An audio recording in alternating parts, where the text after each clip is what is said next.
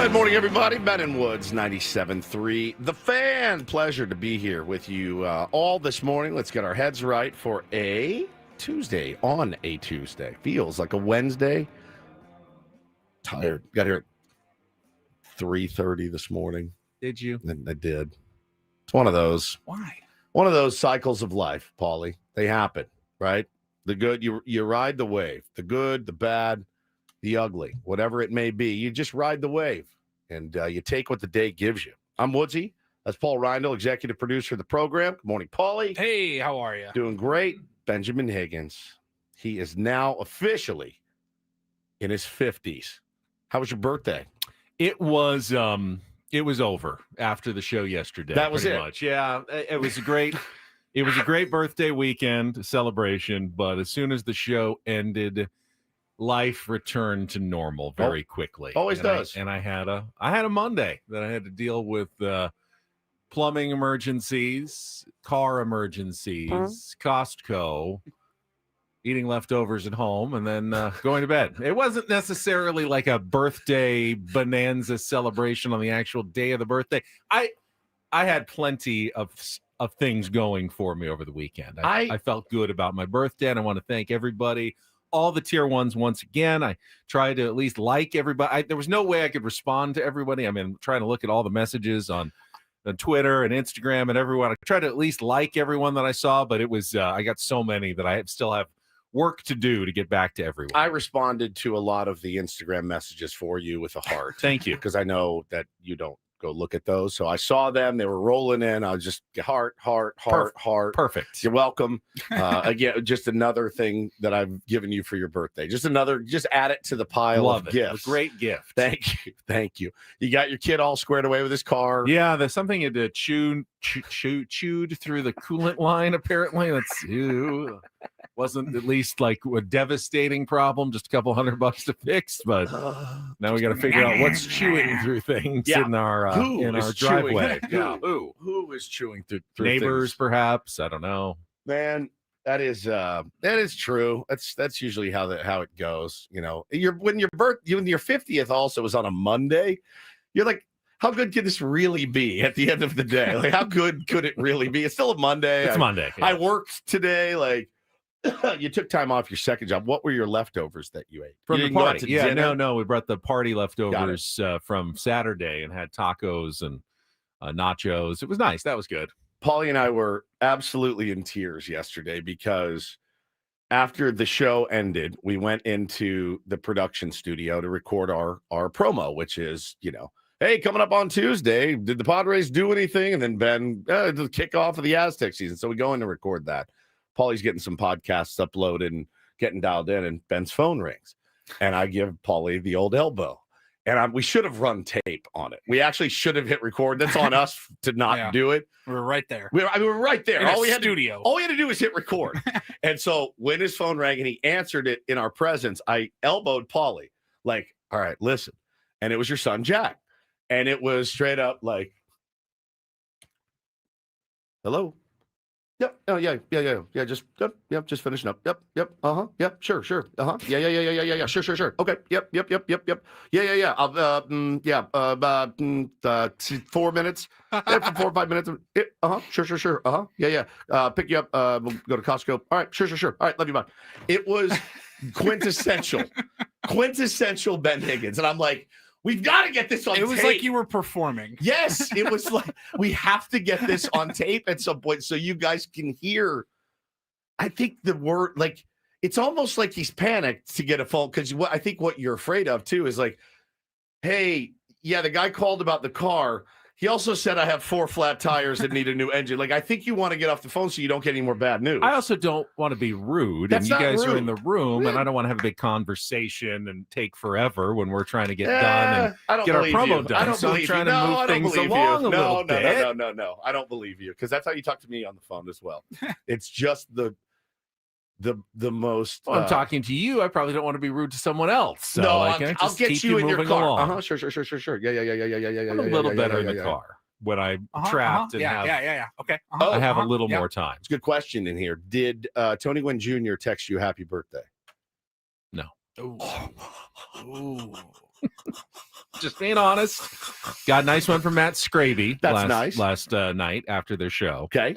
What other big celebrities, local celebrities, did you get a text from? I think not a lot. Just Mud Grant texted me. Very Obviously, sweet. Most of the celebrities did the video. Were on the video. So, yeah, that was Corey Stewart. Oh, of course, huge local celebrity. Yeah, Darren Smith got a text from him. His video. Buddy Black so texted me. Buddy that was Black nice. Is elite. That was awesome. nice. That's elite, you Yeah, guys. he was listening to the show yesterday morning and Good morning, said, buddy. Good morning, buddy. Said, what did he say? Go get that massage. He is obsessed with he really liked my massage story. Now your massage story. Maybe he only listens at a certain time for massage. Like updates. he only listens to Foreplay, where you've talked about a massage. You got Ben a massage yesterday at this time. He's like, Maybe is that he's in all his these car right guys now. talking about is massages? Jesus. Stick to sports, you idiots. These guys get rubbed down more than my old players used to. What do they do? They talk on the radio. What are they getting all these massages for? Yeah. In the chat, Bee's Knees says, Buddy Black is one of us. Yeah, you'll soon see it at Bud Black 7394 in our YouTube stream. If he ever shows up in the chat, we're done. I mean, we are done. I do not want you in this YouTube chat. I don't want you to see the depravity. Right? I say depravity, but I also say banal. So yeah, no, you say I say banal. You say banal. That's right. You say banal. I say banal. All right, you say either. Depravity. Depravity. I like it. Speaking of depravity, you say tomato. I say tomato. You say banal. I say banal. Tomato, banal, banal. Let's call the whole thing off. Can you imagine? He's writing lyrics. You say banal. We're not doing that. We're not doing. Why? It's perfect. I say banal. She says banal. Freaking dead, dude. Speaking of depravity, let me share with you guys the depravity that I deal with on a nightly basis. This is one you guys part of the reason I got up at 3:00 in the morning. The actual insane asylum that I live in. So my son, Bo, who I love so much. I've told you guys many, many, many times in the tier ones, and I know a lot of parents can relate to the food problems that you have with your children. I love watermelon. Great. Here's watermelon. I don't like watermelon. I love turkey. Here's a turkey sandwich. I don't eat turkey sandwiches. Oh, okay. Do you like blueberries? I love blueberries. Here's blueberries. I don't want blueberries. It happens 50 times a week. So you just kind of roll with the punches. My son is now recently back into the turkey sandwich. So yesterday, he and we go down to Stater Brothers, grab some fresh sliced turkey. He likes it shaved. Don't we all? Bring it home. And I want to engage he and his brother in doing more around the house. Like, hey, dude, time to make lunches. You don't really have to do anything. I just need you to be there. Present for the process. Present for the process. You're not going to sit on your ass and watch me make your lunch. Get up here. Help me get the chip. Like, do something, right? I'm working on this as a father. And you do get into those ruts and those grooves where you're like, you're in my way. I'll just do it. But last night, I said, come on up here. We're going to make your sandwich. So I had made him one the night before. I opened his lunchbox. It looked like a Wolverine got at it. I go, did you even eat this, or did you give it to a Wolverine at lunch? And it was just like scattered everywhere. And I go, did you actually eat it? He goes, yeah, I loved it. I go, all right. He goes, I just don't like the crusts. I said, okay, I'll cut the crusts off. If I cut the crust off, will you eat the whole sandwich? He goes, yes. I said, okay. So we're in the kitchen last night, and we're whipping up a turkey sandwich, a little mustard, a little provolone, shaved turkey. Cut the crust off. Each crust has a little sliver of turkey and cheese and mustard. It's all. So I cut the crust off, and I cut the sandwich in half and put it in the lunchbox. You know what he says to me? Ooh, can I have those? I love that part.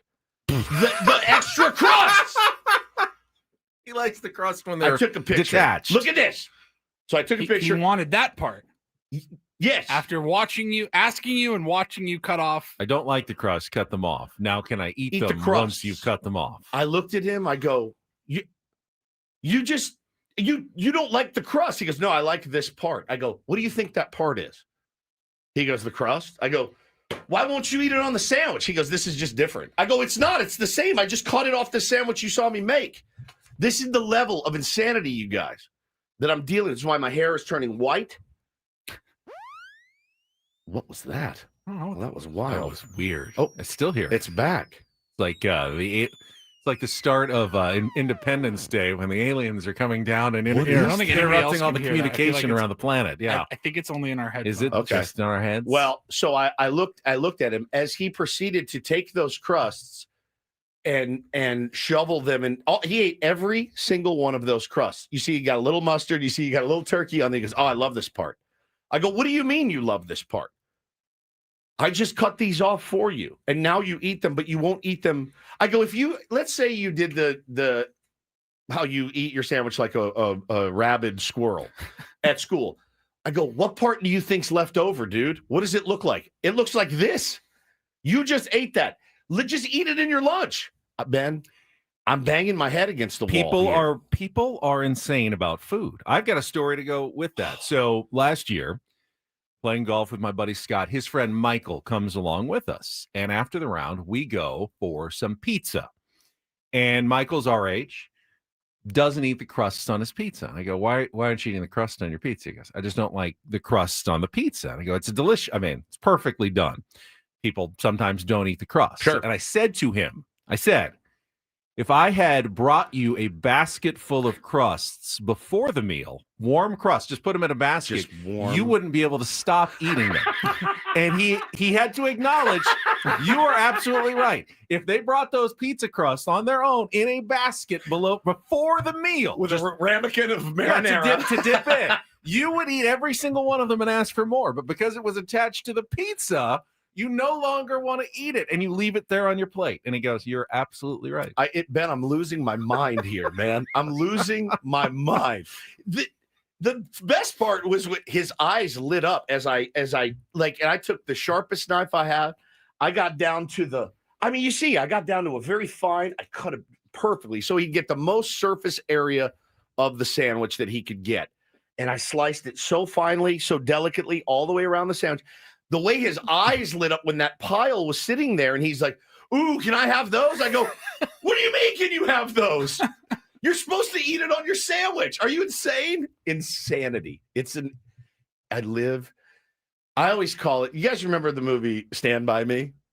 When he's like, except for the loony up in Togus is the name of the nut house.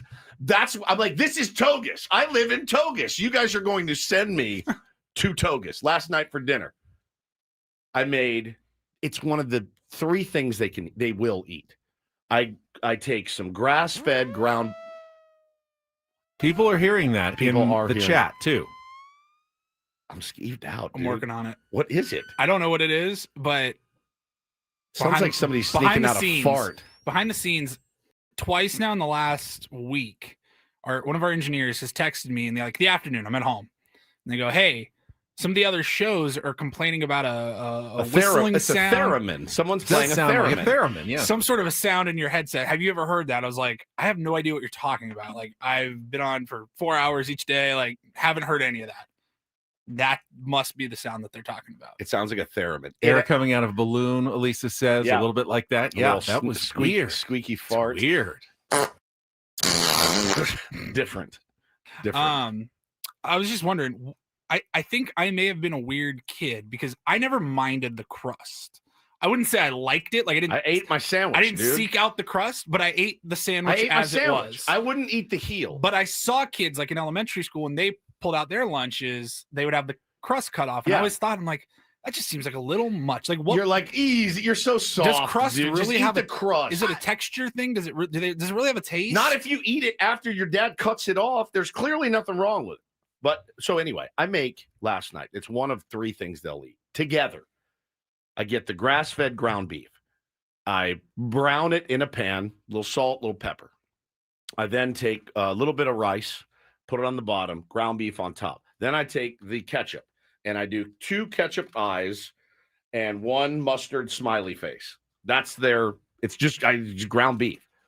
Hey, Taylor goes, what are you making? I go, ground beef. He goes, I hate ground beef. I said, you don't, but that's fine. Okay. I go, what do you want for dinner? He goes, nothing. I don't want to eat. I go, we're now at the point. Guess what? Fine.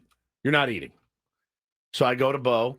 Bo, do you want mustard smiley or ketchup smiley? Taylor goes, oh, is that ground beef? I go, yeah. He goes, oh, I want that. I go, you just said you don't want it. You just said, I don't want ground beef. So you can see why your boy is a little bit. Sounds like you have a communication issue. Like he So doesn't many. know exactly what you're talking about when you describe things. I need to come up with like a cute name. Possibly, yes. Who wants the mustard and ketchup smiley meat? You know, like I don't know what to do, dude.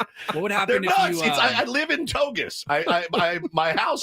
I'm gonna get a sign that says Togus. Check in anytime you like, but you can never leave. Togus. What would happen if you bought a fresh loaf of bread, removed every piece in the middle, and just took the butt pieces and then made that the sandwich? The heel sandwich. Would your child spontaneously combust? Both of them. Taylor would throw it. Bo would look like you let the air out of a tire and just sink just to kinda the ground in melts. tears. Just. By the way, Like, this is your brain on drugs. by the way, I at that age would have done the same thing. I hated the heel. My grandfather used to literally force me to eat the heel of the bread, and I would. I don't want this. Well, let me ask you, because there's a couple of ways to handle this. I didn't love the crust, but I ate it. But I would make sure that I had just a little bit with every bite, Yeah. so it wasn't So it wasn't overwhelming. I wasn't overwhelming. left with just a big crust piece at the end. Or if I really wanted to, I would kind of go and start with eat with the crust, so then I have just a nice fluffy sandwich left, one way or the other. That was the way I did it. But I never wanted to leave You're just myself like nibbling all the- around. all all the just like a crusts. big crusty piece at the end, because that would be the worst last bite. I like my last bite to be a really good bite. Yeah, so me I too. make sure the lesser bites come earlier in the sandwich process, so that I'm left with some really good bites at the end that have a lot of filling, not a ton of crust. Yeah, no, I agree. I mean, they haven't. You saw how Taylor ate Bo or Taylor, I can't even remember which one, ate the hot dog the other day from the top, like a piece Corn of on the corn. cob. Somebody in the chat here, KJD 718 Woods, you're stressing me out. My daughter turns 2 on Thanksgiving. So far, she eats anything we eat. That's not gonna last. Taylor ate everything. I was like, and I would cuddle him and go, my little eater. I'm so glad I got a little eater. He eats anything daddy makes. When they're babies, we feed them the worst the worst of the stuff. worst. Like And they're like, mushy peas, Yeah. mushy sweet They potatoes. suck it all down. It's cold, Yeah. and it is disgusting. Baby food just looks like the most disgusting they thing, suck and it they all just down. eat it all, like the telling you, worst man. looking stuff. And then all of a sudden, like whatever age it is, 2, 2.5, boom, they won't eat anything. It's just instantaneous. I'm telling you, it's like it is truly. It's truly like nothing I've ever seen. Every day I'm surprised more and more. And you think I got this clocked now. Now we got a good routine. I got this clocked. I know them. They know me. They know what pushes my buttons. I know what pushes theirs. I got this thing down. And then all of a sudden, this dude wolfing down crust like it's the best thing. Like I just made him, piping hot chocolate chip cookies. He's, oh, yeah, eating the crust.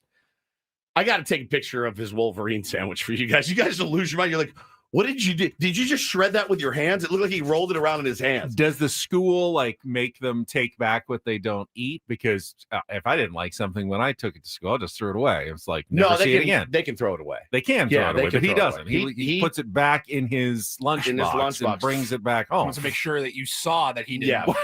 Now if he was smart at all, he could just take the whole thing, dump it. If he didn't want it, just dump it in the Yeah, I garbage ate it. can. And I ate it, Dad. Dad, I Thanks. crushed it. Thanks for the for sandwich, lunch. Dad. It was amazing. great. Ate You the just crust throw it and away. everything. Isn't that what we did when we were children? He Wolverines it and leaves me with all the sloppy mess to clean up. But I just again, you're just surprised every day of your life. And then it never gets easier. You know, you're telling me yesterday, your son is like, Dad, my car started smoking. It just never ends. Bro. Angelo says, my 12-year-old won't even eat the crust on a Pop-Tart. That's pastry. God, That's delicious man. pastry. I'll give you this. That's maybe the worst crust there is. Pop-Tart crust is doesn't have enough frosting. I'm kind of with your 12-year-old. It's still a buttery pastry, though. Yeah, it's a little dry. It really is a little You're dry. so spoiled. I know. It's okay. It's okay. Well, that's it. I love my kids very much. If you couldn't tell, I do love them. I laugh constantly. They are a source of entertainment for me. But holy smokes, man. I live in Togas. I need to get a Togas t-shirt. That's where I live. You guys know what I'm talking about, right? Yeah. Yeah. Except for the loony up it. There it is again. Why does the volume go down? Are you controlling that? No? I'm not doing anything. It's actually creeps me out a little bit. It's it weird. does feel like aliens are trying to communicate. I sent the clip over to our engineers already, and they said, yep, that is the sound we've been trying to identify. And people can hear it on the radio, which is very weird. I wonder if they can hear it on the stream. They can hear it on the stream. I don't know if they can hear it on the radio. So you people listening on the radio, you already know that we're insane, and now you think we're really insane. But there's a really high-pitched, alien-sounding theremin going on in the background. It hears you. You're upsetting it. Oh my God, Woods, don't turn around. Alien, are you listening? Send me a sign.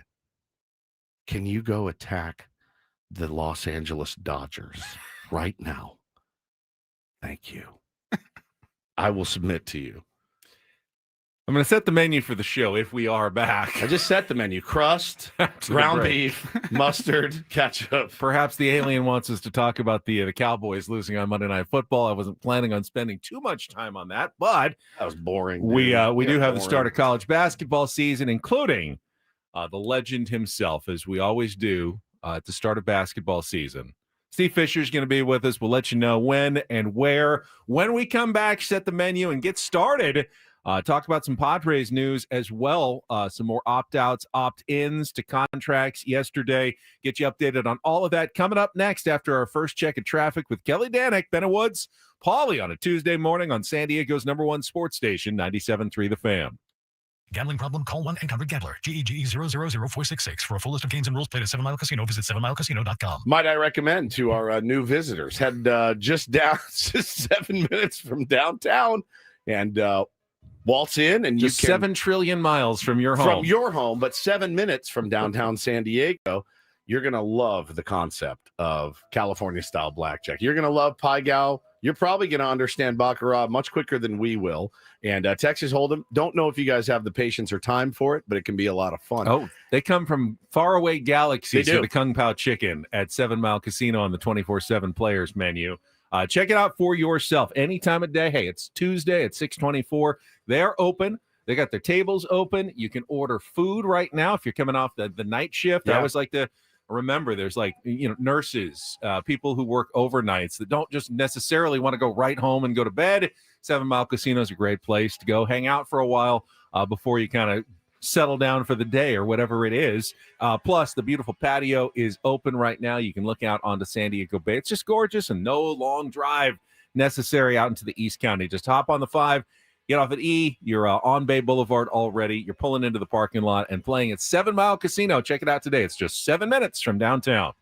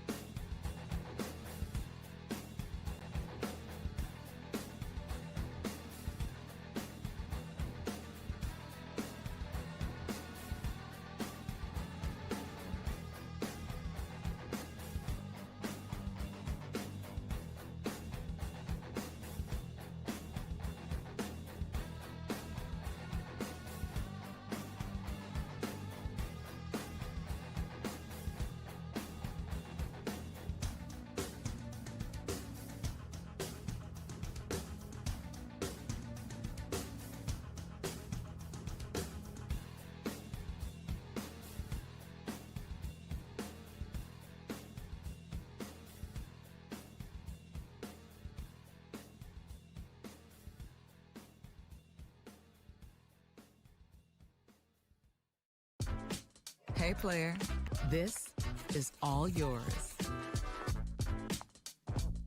This room with this view. This speakeasy with this cocktail. Hey, could you make that too? This spa with this. Ah. And this pool on this roof. This is all for you. The all-new Hamul Casino Resort, now open.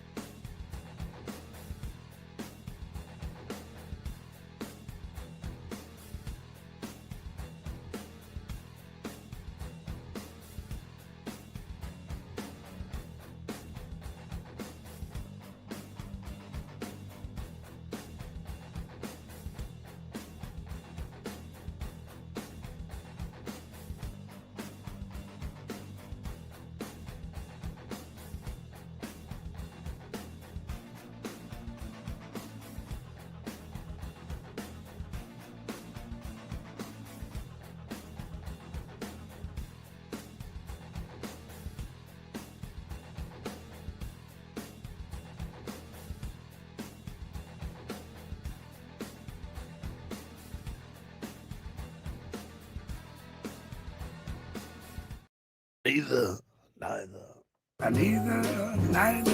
Let's call the whole thing off. If you met someone that said, I'd like a tomato and mashed potatoes, I think I am getting up and walking out of the restaurant that night. You're not right? just going to shrug it off. I'm not shrugging it. Some people say But potato. no, they do not. No, they do not. No, they didn't. No one's ever said tomato unless they're doing a bit. Ooh, tomato. They're British. The British. Yeah. Yeah. Is it Louis Armstrong? Oh, Yeah. yeah. It's, Just gargling Louis razor Armstrong blades. and Ella Fitzgerald. Do you say neither or neither? I think I say neither. I say neither. Neither. That one I actually do think I go back and I forth may on. vacillate. I may. You say Vaseline? I think I do both. Neither of us. No, it's neither. Neither of us. Neither of us. That I don't know. one, Neither. can go I think I either do way. both. I think I do both. Make a decision. Stick Ne- with it. neither here nor there. Neither. Yeah, neither. Neither. No, Neither. neither here. Neither here nor there. I think I'm a neither guy. Hmm. More than a neither. It's interesting. Either or either. Ooh. You say either. I say, either. either or. I don't say Either either or. or. No, either or. Either of us. But you say neither instead of neither? I think so. It's the same word. With an I N. know. With With an an N. N. I know. It's weird, right? Oh, Very strange. I don't want to think about it. It's going to drive actually me kind crazy. of, it's kind of bothering me. I know. Got a new surprise free agent just hit the market. We'll let you know who it is coming up. First, this hour on 97.3 The Fan is brought to you by IHOP, introducing the IHOP value menu, where all your breakfast faves are just $6 each every day. Where else can you get a big, filling, sit-down breakfast for only $6? Go to your Happy Plates with the $6 IHOP value menu, available every day at IHOP. $7 in some locations. All right, coming up on the program, We we have. just confused the aliens to no Of course end. I They have. have no idea. I hear him Oh. again. Now that one sounded like a bomb dropping. That is.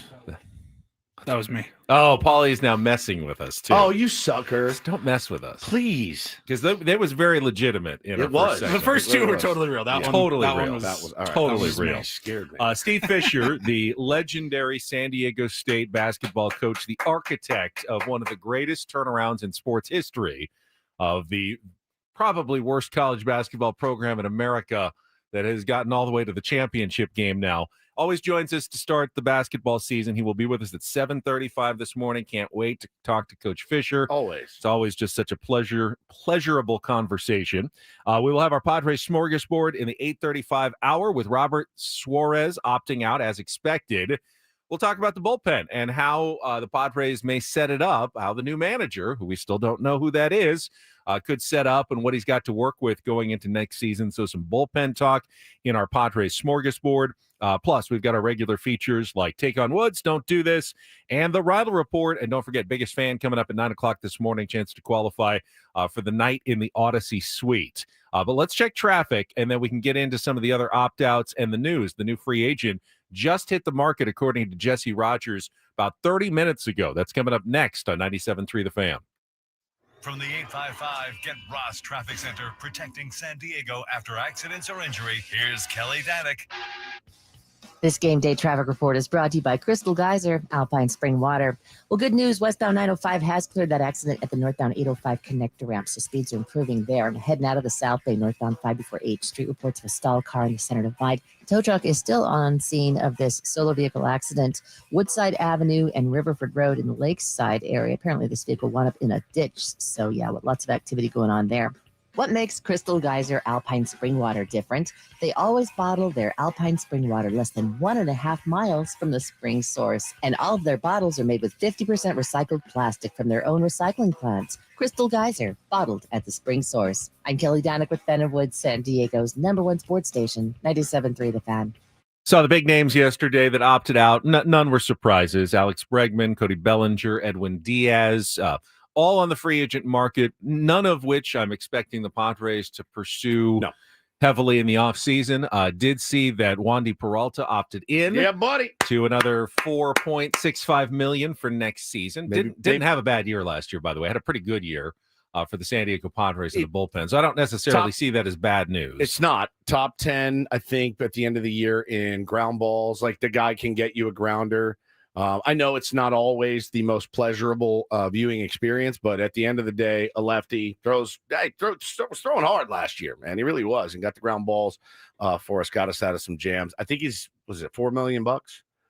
4.65, I think. That's nothing, dude. Yeah. That's nothing. Welcome back, Wandy. He has a good, solid first half of the season, and he could be a trade candidate somewhere as well. He's got some value. Had a decent year last year. Always looking to trade guys. I get Robert Suarez opting out, as we mentioned, but the surprise this morning, according to Jesse Rogers, Cubs lefty Shota Imanaga is now a free agent. The team rejected an option to extend his contract out to a 5th year. That triggered his ability to exercise a $15 million player option for 2026. So he declined that, which makes Shota Imanaga, a fly ball pitching lefty, now a free agent on the market. Very similar, and I saw our friend Tommy on Twitter pointed out, kind of very similar to one Nick Pivetta last season, a fly ball pitcher who moved to Petco Park and went and became one of the top starters in the National League, working with Ruben Niebla in San Diego. And there is certainly some thought that he would be an interesting fit for a Padres team that needs starting pitching next year. I don't know. Does this feel to you like, why would the Cubs reject that? Well, I don't know what the price tag was on their extension. I just know that triggered his option for 15, which seems a little light for what he was. I mean, he was an early Cy Young candidate, pitching well early in the season, kind of fell off a little bit. Got hurt, I think. Got hurt, yeah, at some point. Maybe they have health, concerns about extending him, and I'm sure teams will do their due diligence, but that was a name that I wasn't necessarily expecting to hit the free agent market this offseason. I tweeted, yeah, good. Dodgers have found their April through June bulk guy. He can go in and make starts when Glasnow's knee hurts or Blake Snell's elbow hurts, and you go from there, and he eats up the majority. Imagine that rotation of Yamamoto, Ohtani, Imanaga, Snell, Glasnow. Pretty solid. I was going through, ESPN had listed their top 13 free agents and the teams that might be, good fits. I wasn't shocked. The Padres were not really mentioned in any of them. What list was this? This was ESPN's top 13 free agents for the offseason and what teams seemed like a good fit. And they kind of jumped around the league quite a bit. Giants would be good here. Cubs would be good here. This guy, might be interested in going to the Phillies or something. The only one that the Padres were mentioned for was Dylan Cease. And that was not even as the top choice. It was like another team that might be interested. Oh, the Padres and any other contender in bringing back Dylan Cease. But the expectation right now around baseball is the Padres will not be players at the top of the market when it comes to free agency. At least that's the expectation. Yes. Just what I wanted to hear. AJ Preller often defies the expectations of baseball. In fact, he does it every single time. So I don't know how much credence to put into one website's opinion of how free agency will look this offseason. Well, I mean, he didn't go crazy in free agency last year either. No, he waited deep into free agency before really adding Nick Pivetta, who was his biggest free agent splash. Turned out to be a great signing. So somebody in the chat says his salary, Imanaga's, was going to jump from 13.5 to 20.5 for the next two. So they have decided they are going to move on from Shota. There's been rumors of Dylan Cease to the Cubs for a while. Wonder how that fit would be. But yeah, I think Dylan Cease, Scott Boris guy, is going to cost a pretty penny. Somebody in the chat said, we should get Yu Darvish to recruit Shota Imanaga. If you want him to go to another team, then yes, I would say have Yu Darvish start to recruit Shota Imanaga. It would be the second time he's recruited Shota Imanaga. I think Yu was responsible for him going to Chicago, Seiya Suzuki going to Chicago, Roki Sasaki going to LA, Shohei Ohtani going to LA, and Yoshinobu Yamamoto going to Los Angeles. So Yu Darvish, excellent pitcher, Hall of Fame caliber. Maybe take his phone away. Maybe I don't want him recruiting anyone ever to come play for the Padres. They all worship him, though. They literally are they intimidated by maybe the idea of playing with Yu Darvish? Because every single one of them they worship the ground that Yu Darvish walks on. Not enough to play with him. They don't want to play with him. I mean, I was a recruiter. Can I say this? I'm 1,000 times better recruiter than Yu Darvish is. We're not even in the same stratosphere. Yu Darvish could not hold my telephone as far as it he's a much better pitcher, but that's where it stops. I'm a much better recruiter. You know who the best, much better. You know who the best recruiter is? Money. Ben Franklin. Yeah, 100%. Lots. I think you say Ben Higgins. Lots of cash. That is always the best recruiter in Major League Baseball free agents. Oh, yeah, you're right. He did get Yuki Matsui, the one ineffective split finger in baseball. Everyone's like, the splitter. Oh, my God, learn the splitter. I'm like, we have a guy who throws a splitter. They tee off on him. He's now late inning blowout Yuki Matsui. So, yeah, there you go. Shota Imanaga would be a nice but here's the thing with the San Diego Padres, Ben, there's not too many starting pitchers that are going to come up on the wire that you don't go, he'd be a great fit here. We are desperate for starting pitching. Desperate. It doesn't even have to be top of the rotation starting pitching. They just need pitching. Yeah. So, you've got to consider just about everybody that's out there. And there are, again, we went through some of the names last week. There are starting pitching names out there. Not everyone's going to get a Brinks truck in the offseason. There will be some additions the Padres will make. There's no doubt about it. The question is, what level is it going to be? What names, could potentially surprise us this offseason that the Padres pursue? Somebody in the chat said Cubs trying to be small market team. I honestly think they're going to spend. I think they're actually going to. They let Imanaga go to be able to spend more money on a Dylan Cease. I really do. I think that's maybe a better fit for their ballpark than Shota was. But again, we'll see. I know they drafted him many years ago. And hey, listen, say what you want. It was a crap season for Dylan Cease. I think he'd be the first one to tell you. But guy's going to bust you 200 strikeouts, 180 innings. It's extremely valuable these days. Extremely valuable. I want to pivot for a second. Yesterday, if you were listening to the program, you heard a discussion about San Diego State football attendance with our resident Aztecs alum, Paul Reindl, taking a pretty spicy take on why San Diego State's having trouble filling Snapdragon Stadium. And you talked about, I thought very well about the ceilings of college football in the Mountain West and what you're actually playing for, the haves and the have-nots of college football, certainly the pricing for tickets, and why is it that they can fill Viejas Arena tonight for a November game against Long Beach State, but they can't fill Snapdragon Stadium 6 times a year for college football games? It's tough when you compare like football and basketball at San Diego State, because San Diego State, you can get a San Diego State, Gonzaga, just powerhouse collision, a crazy atmosphere. You're going to get some good games. San Diego State, like in football, college football has just evolved entirely to where it looks like 2 different sports. Not even like football anymore. Like if you watch San Diego State, Fresno State, and then you press the button on your remote and flip over and you got Alabama, Georgia, like those are not the same sports that are being played. It's just not. It's a totally different environment. Nothing on the West Coast does anything to move the needle in college football except for maybe Oregon. In baseball terms, San Diego State basketball feels like Major League Baseball. San Diego State football feels like AAA or AA baseball compared to the top product that you can get. Fair? Yeah, that's to no the fault of the athletes. I feel really bad for them when we have these conversations or people aren't showing up to their games, because all we can say is, hey, you got to win. Well, they are winning and they're still not selling tickets. Yeah, they're winning in dominating fashion. And even if they host and win the Mountain West Championship, I said yesterday, who cares? Yeah. And I say that a little bit tongue in cheek because it's still a great achievement. I understand that. And it means a lot to the players and coaches and everything. I get that. That's they're eating the meal that's in front of them, right? That's all that all they can do is play the schedule that's in front of them, win that schedule, and play as hard as they can and as well as they can. Now, is it going to get so much better when they move to a new conference and then they get Oregon State? They bodied Cal, an ACC team, earlier this season. They shut them out 34-0. That's a team in a Power 4 conference. Yep. So they've shown they can play against at least lesser teams on that level. But it brings me to really pointed quote yesterday from the coach of the Wyoming Cowboys, Jay Sawvell, whose team just came in and got their butts beat at Snapdragon Stadium on Saturday. And he was talking to reporters in Laramie yesterday. And here's what he had to say. He said, a game like Saturday night makes you appreciate being in Wyoming.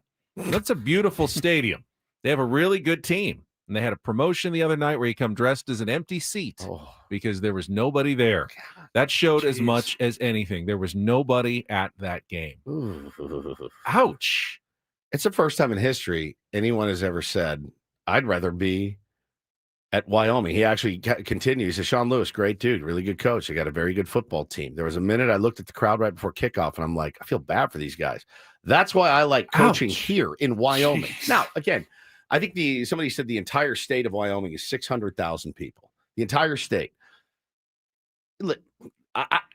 They average about 22,000 per game, which is more than San Diego State is, no doubt, at their 25,000 seat stadium in Laramie. But you're in Laramie.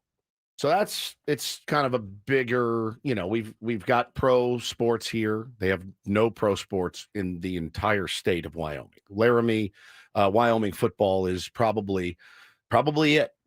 So and you probably get tickets for next to nothing. Yeah, probably for a Wyoming game, compared to what San Diego State is charging. So listen, I'm not making excuses. There needs to be more people at the snap. There's no question. And we said at the beginning of the year, like if you if you win, Ben, your whole hypothesis, my hypothesis was you need to market your program. And yours was, well, you need to win games. Well, they're winning games and people still aren't coming. Now, it's going to take a little bit of time, certainly, but to have the opposing coach who actually just got his ass kicked up and down the field be like, man, that place sucked. I'd rather be in Laramie is weird. That's a weird comment. It's a weird comment. It stings a little bit. I Sure. don't know. I mean, I shouldn't take it personally. I didn't go to San Diego State, but I love San Diego sports, State, yeah. and I feel pride for our teams. I want Sean Lewis to do well. They're doing well this season, but the fans have not responded yet. There's still lots of seats left for that Boise State game in 2 weeks. Kurt Kenny actually put it in his article, and this is crazy, man. Paulie actually went and looked this up too. Fewer than 300 tickets, all on the visitor side, are at the lowest price point of $62.55, which is that's a good price to pay. Prices for the other tickets immediately jumps to $115, $156, $180, $209, and $298, which is really pricey. And I think that's what I've seen most people complaining about is the price of the tickets. Now, you painted yourself into a corner. You went and you got a loan and you built this stadium, and you got to pay that loan back at some point. Just kind of the opinion, man, of like, get people in the door, get asses in the seats, and let them buy things, let them buy concessions and whatnot. And do you have to just eat it for the first? I think you just have. I don't know. You can't expect to make your money back. The last thing I want is for the San Diego sports team to look at this, the scene to look at this and go, we can't do anything bold ever again because it's bit San Diego State in the butt. It's exactly what's going to happen. But the plan, JD Wicker, the plan was they were going to move to the Pac-12 with, the real Pac-12. Yeah, the real Pac-12 with USC and everybody else. They were going to be hosting, they were going to be hosting Stanford and Cal and Washington, and Oregon was going to be coming in. They were going to move up like other teams did to the Big 12, like TCU. And if everything went well, they'd be playing big-time college football every Saturday in front of big crowds with a chance to go to big-time bowl games or the college football playoff at the end of the season. I mean, think about that. San Diego State in the Rose Bowl maybe at the end of the season. Wouldn't happen right away, but that was the progression. And then college football exploded. What did we say yesterday? If they went out, they're looking at the LA Bowl. The LA Bowl. Is there Charger fatigue? Like, is there football? Is there just football fatigue in general? I think there's some. I see it. I read it on Twitter. Again, they're different. It's two total different entities. But there's a lot of people that I know that I don't even watch football of any kind anymore. I wasn't the world's biggest Aztecs fan. I was a Chargers fan. They left. I don't really watch the NFL. I'm just kind of footballed out, which I totally get. There's probably a million different camps of reasons why you wouldn't go. For me, I haven't been to a state football game because it's not really my team that I root for. I try to get to an Irish game every other year because that's the team I root for, but I try to watch them on TV as much as I can, support the program, but I think it's hard. But how many alumni in town you said yesterday? I think there's 500,000 living Aztecs alums in town. It's up to the alumni to fill the stadium of the school that they went to, Paulie. And you feel like someone must be doing something wrong for this to be happening. It's got to be the prices. That's what everybody says. And I don't know that's the case. I think Sean Lewis is doing things right. They try to create an atmosphere, the Warrior Walk. I mean, they do promotions, they do giveaways, they do everything that you're supposed to do to try to create a good atmosphere, a winning environment that people. Is it the prices? I just don't know what the answer is. I can't say that anyone at San Diego State, if they just do this, they'd be fine. I don't have an answer for you. I don't have an answer for you. You're doing it with basketball. The only thing I can speak to is like when I was with the Seals, and it was early in the team's infancy, and it's still pretty early in a new team's infancy. At one point, I was talking to the players, and they're like, bro, we don't care. Like, we just want butts in the seats. I don't care how much these guys pay. They want people there rooting them on. And I, as the PA announcer that was in charge of getting a crowd, there were a couple crowds I looked around, I went, oh, God, how am I going to do this, right? Like, it was lean. But then, you put 7,000-8,000 people in Sports Arena, and it's like, it's magical. It's magical. The players play better. I was better. Everybody was better. Got to find a way to get people in there. Or maybe Laramie's just maybe really Laramie's nice maybe we're missing. I've never been there. I've been. It's a It ain't here. That's all I'm going to say. It's not here. Don't know. He's the one human that's like, I'd rather be here than there. All right, don't go away. We've got Don't Do This, Coach Fisher, all coming up. Hour number 2 of Benno Woods next on 97.3 The Fan.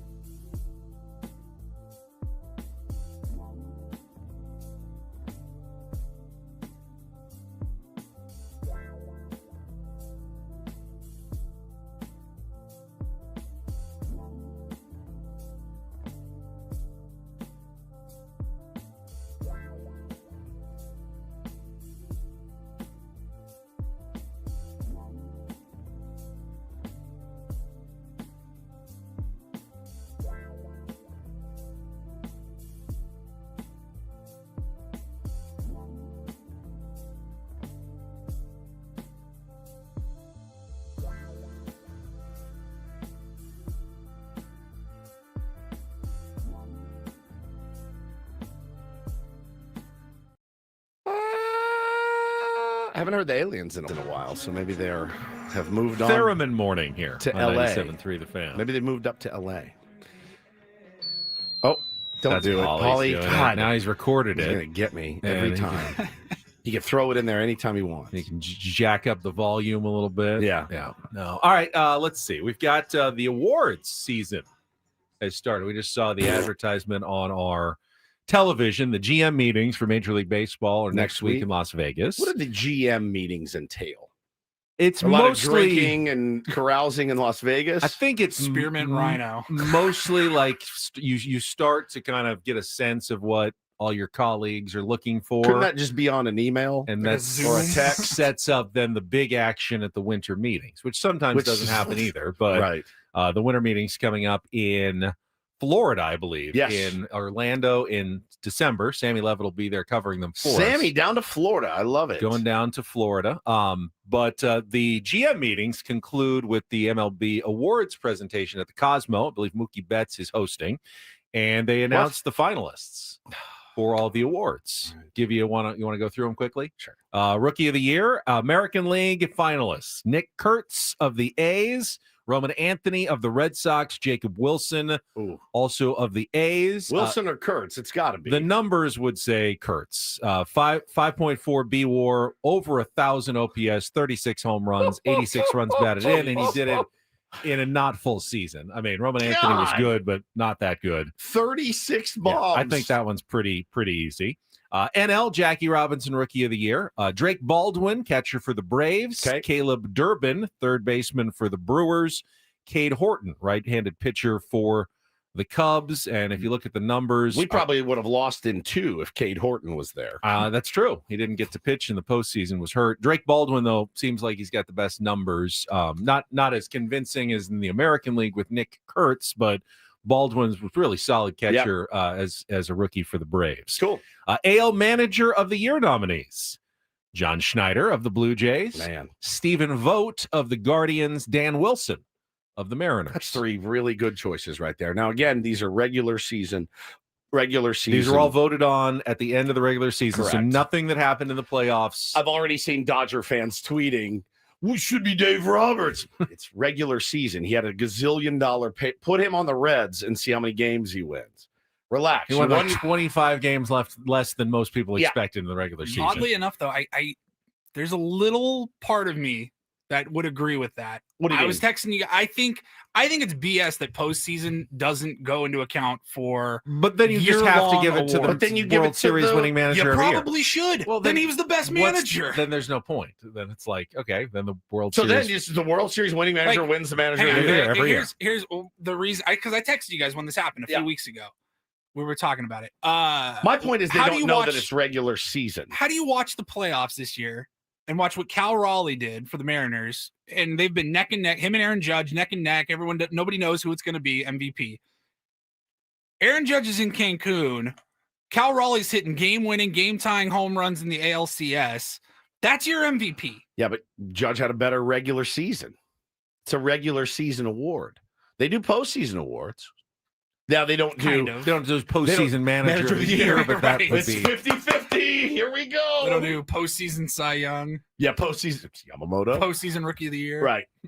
But I think because of the recency bias that goes into the vote is cast at the end of the season.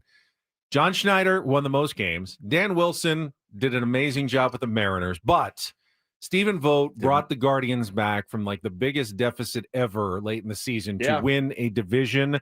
And that's going to be fresh on everybody's minds. And But the like Guardians are last to World Series is pretty legit. Last to and you know, But you don't know obviously that. They didn't know that. they didn't know that. Last to first. Last to first is legit. Damn good in that If the division. Guardians hadn't caught the Tigers, I would have said Schneider is probably it. I bet Couldn't you the wouldn't be skeptics surprised if say, Vogt wins why were again. you in last place? the year before. Well, injury. I don't know. I mean, look, if any one of those 3 guys wins it, I'll go, hell yeah. Great. All 3 of those guys are fantastic. NL Manager of the Year finalists: Terry Francona of the Reds, Tito. Pat Murphy of the Brewers, Rob Thompson of the Phillies. It's going to be Pat Murphy. Patrick the Pancake Murphy. I think you're right. Yeah. Terry Francona, they snuck into the playoffs and surprised some people, but they only won 83 games. Yeah. When But I mean, all was said and they done. won 83 games. How many did we win? 90. 90 on Mike the Schilt, nose.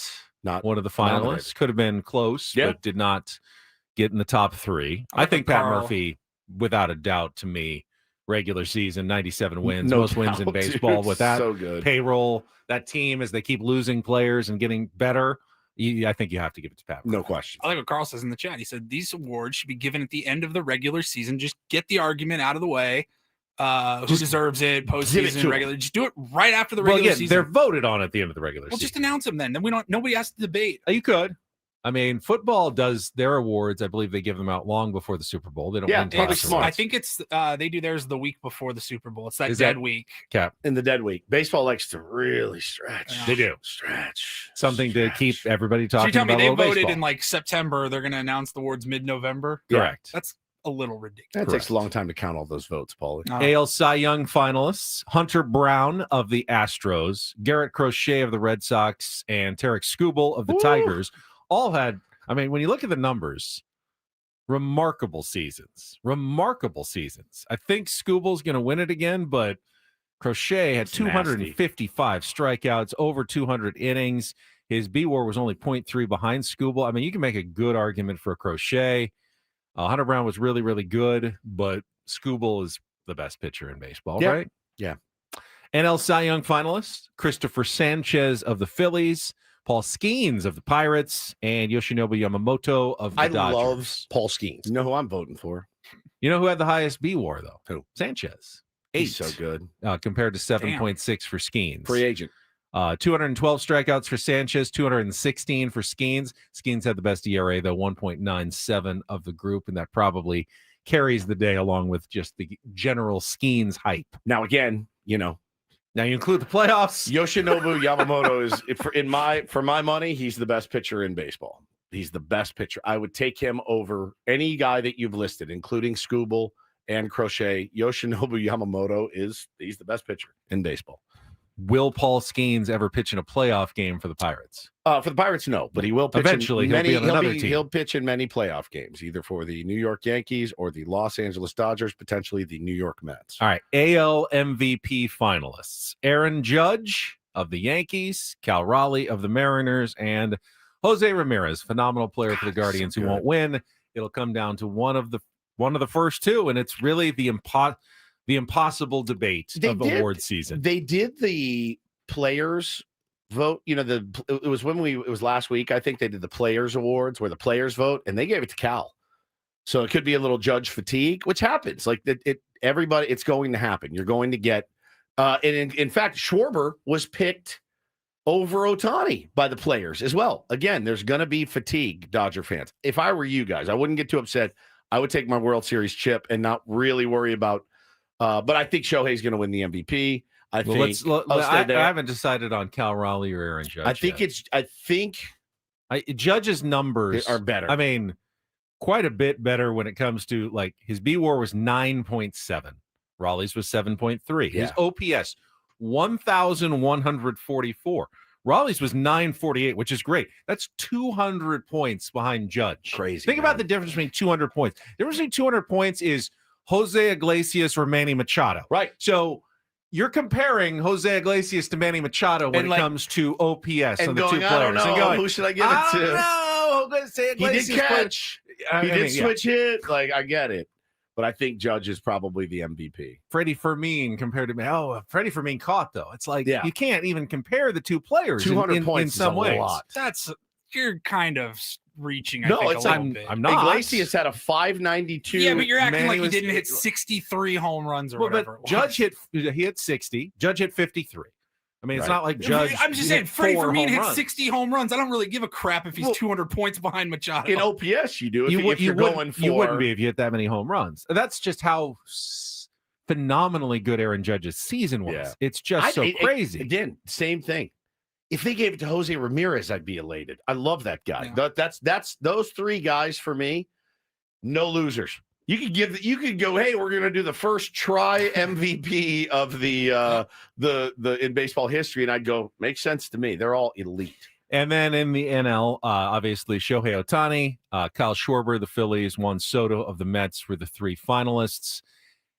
I think the only real debate is if Shohei didn't pitch, like, would you give it then to Schwarber?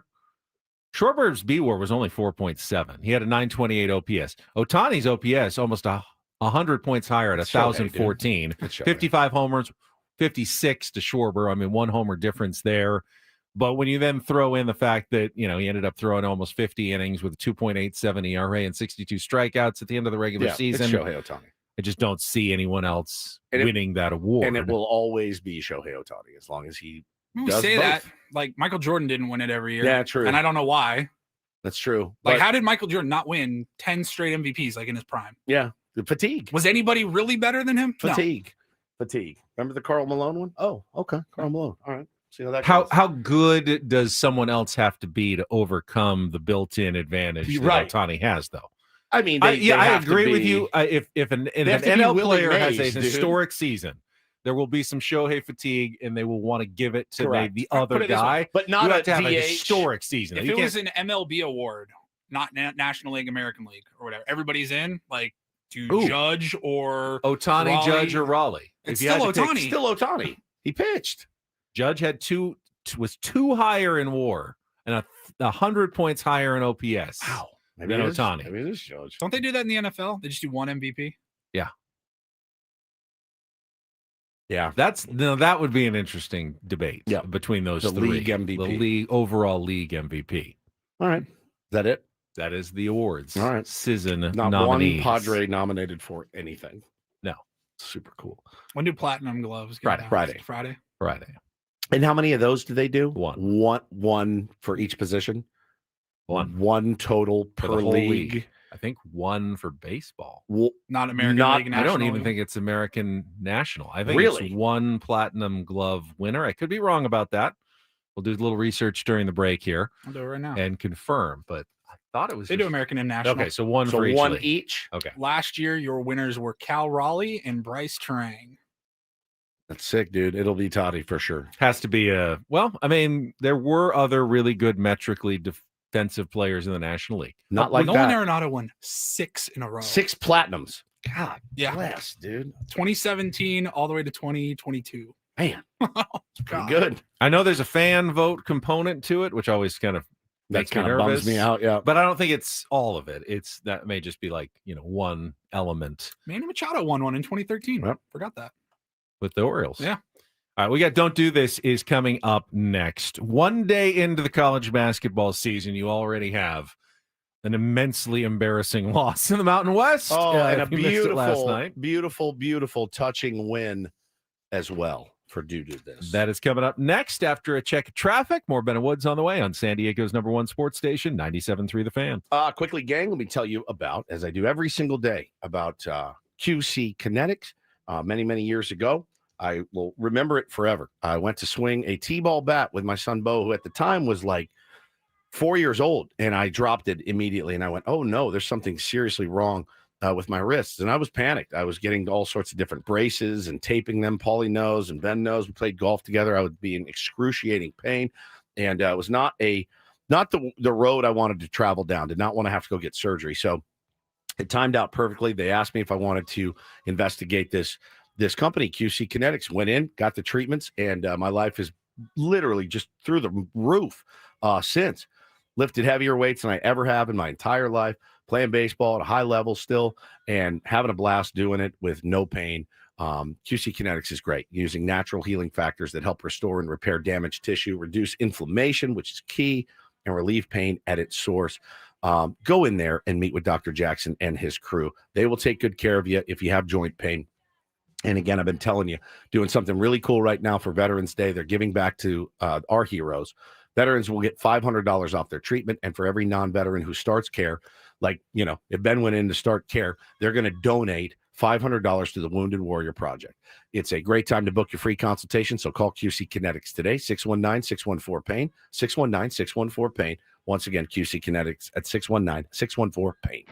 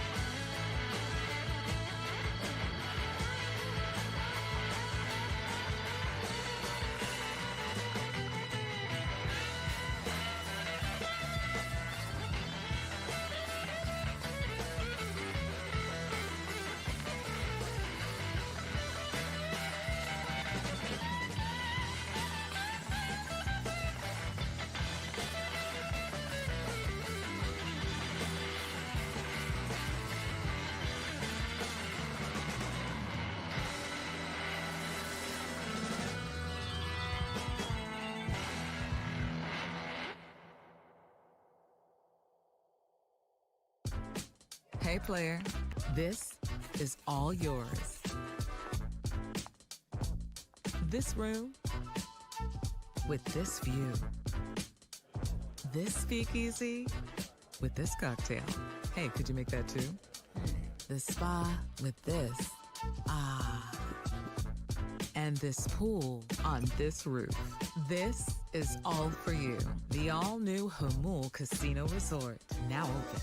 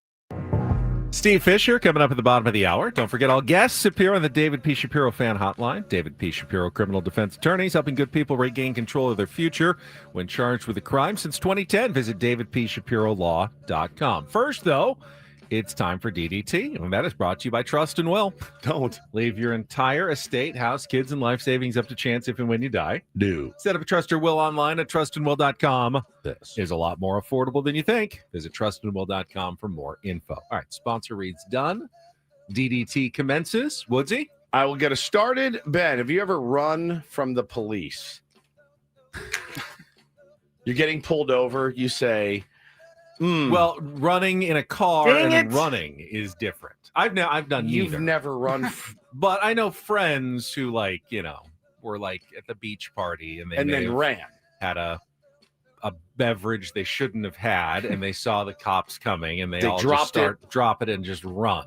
That happens. Yes, That does happen. Paul, you ever run from the cops? Oh yeah. Yeah. Three or four times. Not via. Really? not like a Not high a- speed chase or not in a anything. No, vehicle. just kids. We were like TPing a house one time. And you just ran. You're scatter. not supposed to run. You're supposed One time to we were Just stand there surrender and wear yourself it. to the authorities. I did it. You got me. we snuck into a basketball gym at City Hall, and there was a police department nearby. That's smart. And we were just shooting hoops. We were literally just shooting hoops, and a cop drove by, and we just decided to run. And then we got caught. Well, the son of If you acted like you belonged there, though, like I'm I supposed to think be it's here. still trespassing. Would the Yeah, would the it's- cop have really known though? Like your running made you look suspicious. Whereas if you're just There wasn't supposed to there be playing anybody in there. basketball, yes, but did he know that? He So what time probably was it? did. Think about this: Middle just of some the day. random beat cop sees some kids playing on a basketball court. He doesn't know Well, if you're we were like supposed to be there or 15. not. You We just get knew- scared. We knew we weren't supposed to be there. Yeah. He stopped. Oh, yeah, you're because dead. we had the You're dead, you're dead, you're we had the dead. door like pinned open, Pinned open. and we saw him drive by, and then he like stopped or like reversed, and we're like, bounce. That's it. Get out the other way. So we went out the You other should have door. you should have gone the other way and leaned in and gone, "Yay, you want to play with us? Come on. Yeah, we need another game. We need another Got room game for one more. And then he goes, "Oh no, I gotta I'm on shift. You Also, guys have a you're good all time. under arrest. Anytime you want to come and join us, you are welcome." See, kill him with kindness. There were 4 of us. 3 of us escaped easily. The 4th one, Roger, said he forgot his phone, so he just like stayed behind, and like we all got screwed. Our parents had to come pick us up. He ratted you all out. Oh yeah, Roger ratted you all out. I think we might have started like they caught us, or we were starting to walk back, and like they called our moms. They're like, "Your sons fled the scene of the crime, but we've got them here. You need to come pick them up." We're like, "What did we? Come on, what crime? Settle down." Trespassing. Playing basketball is not a crime. Passing. Well, let me get to the story. 10 minutes later, it's a can of worms I did not know was going to last 15 minutes. Right. But the son of former NFL star and currently plays for University of Alabama, Dre Kirkpatrick Jr. He was arrested over the weekend. The Alabama Crimson Tide on a bye, and don't know what he was doing other than when the cops went to pull him over. He punched it, and they got him going 107 miles an hour. He was arrested. He was booked in Tuscaloosa County Jail. 3 counts of reckless endangerment, 1 count of attempting to elude, and speeding. And they let him out on $1,500 bond hours after being arrested. Of course, Alabama is, quote, aware of an incident involving Dre Kirkpatrick Jr. We're working to gather more details at this time. I do believe Kalen DeBoer has placed him on indefinite suspension, which is somewhat surprising because usually they find a way to look the other way, especially with a good player. Yeah. But in this case, there was too much out there going, we can't let you play anymore, the football player and the high-speed chase has gone together lately like peanut butter and jelly. Not in a good way. More like peanut butter and mayonnaise. It shouldn't be happening, but it's happening far too frequently. We already have our worst loss of the college basketball season 1 day in. Aztecs haven't even started yet, but a lot of other teams had their first games yesterday, including San Diego State, Mountain West rival and future Pac-12 rival Boise State. They opened with what was supposed to be an easy win against a D2 team. Cupcake. Hawaii Pacific. Doesn't even really count in your metrics because they're not a D1 program. I mean, you've got 360 some odd teams ranked in the net rankings in D1. This is below that. This is D2. And somehow they lost 79-78 at home to Hawaii Pacific, a middling Pac West team. They play like PLNU in their league every single year. Point Loma here. Coach Leon Rice said, we just let them get way too comfortable, let them start making threes, and then we got desperate and completely basically soiled ourselves in that game. Now the odd thing is it won't count against them in the net because those games don't count, but when they get to the end of the season and they pick NCAA tournament teams, it will be right there on their resume and they'll look like they did lose to a D2 team. That could come back to haunt them in 4 months. And you're in that weird spot as an Aztecs fan where you're like, ha ha, and then you're like, great, thanks a lot. Now our conference looks like every day my conference sucks. I still believe Boise State will be a good program this year. And so now it just adds extra motivation. Like you have to win those games. Yeah, more pressure. Don't lose to Boise State now. That's going to be an ugly one. There was another moment in that game. I don't know if it's a don't do this or a do this. Late in the game, right at the end, a player on Hawaii Pacific started to cramp up. He was like on the ground in pain, cramping up. And the trainers, I think they were even Boise State trainers, they like pulled him off, like dragged him off the court. I'm showing it on the stream right now. He is in pain. They're stretching him out. They're trying to get him. And they just like dragged him off the court.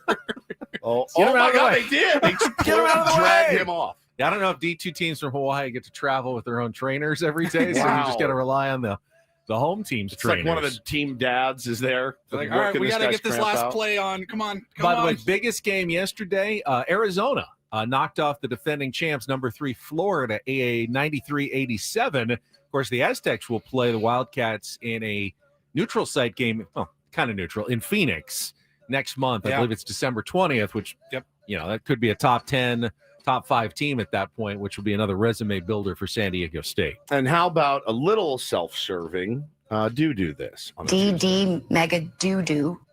My beloved alma mater, one of them, the final one, Loyola University of Chicago. still processing the death of 106-year-old chaplain, Sister Jean. So sudden. So sudden. So young. When they go like that. Did we ever find out what happened? She was 106. She no, never found out. No. Nope. Back. It's her. That's her. How's that? Sister Jean. She's like, you better He's not. communicating from the beyond. Darling, you best not poke fun at me. You best not. Died on October 9th, 106 years old. Running And, from the police. It was the first, Ben. It was the first game without her, right? She would sit and they would walk out and they would dap her up and as they went by. And first game without her, and they are down late until DeWilk Tavares scored 7 points in the final 18 seconds, including this game winner.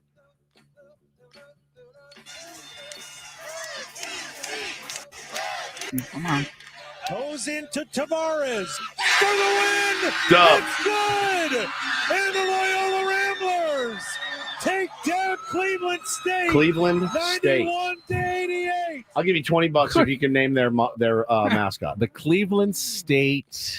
Oh. Come on. I might have known this at some point. I'm sure you did. Cleveland State. They're an NFL team. Vikings. Yes, look at you. I'm Wow. not giving you 20. Now Now I gave you that tip. The graphics on the screen said Loyola was up by 6 when he made that shot, and then they subtracted 3. Right. That must be the worst college basketball graphics team of all time. It said 94-88, and they had to hit the 3 to win. win it. And when they did, it said 91-88. Right. I don't. Little scorer's error. Little. It's just bad. But they said after the game, they did the, hey, she was here with us. It was really weird walking out tonight, not having her here. We did that for Sister Jean. So hopefully the ghost of Sister Jean propels them into another, incredible Legendary season. Yeah. I love it. And that is Don't and Do This for a Tuesday.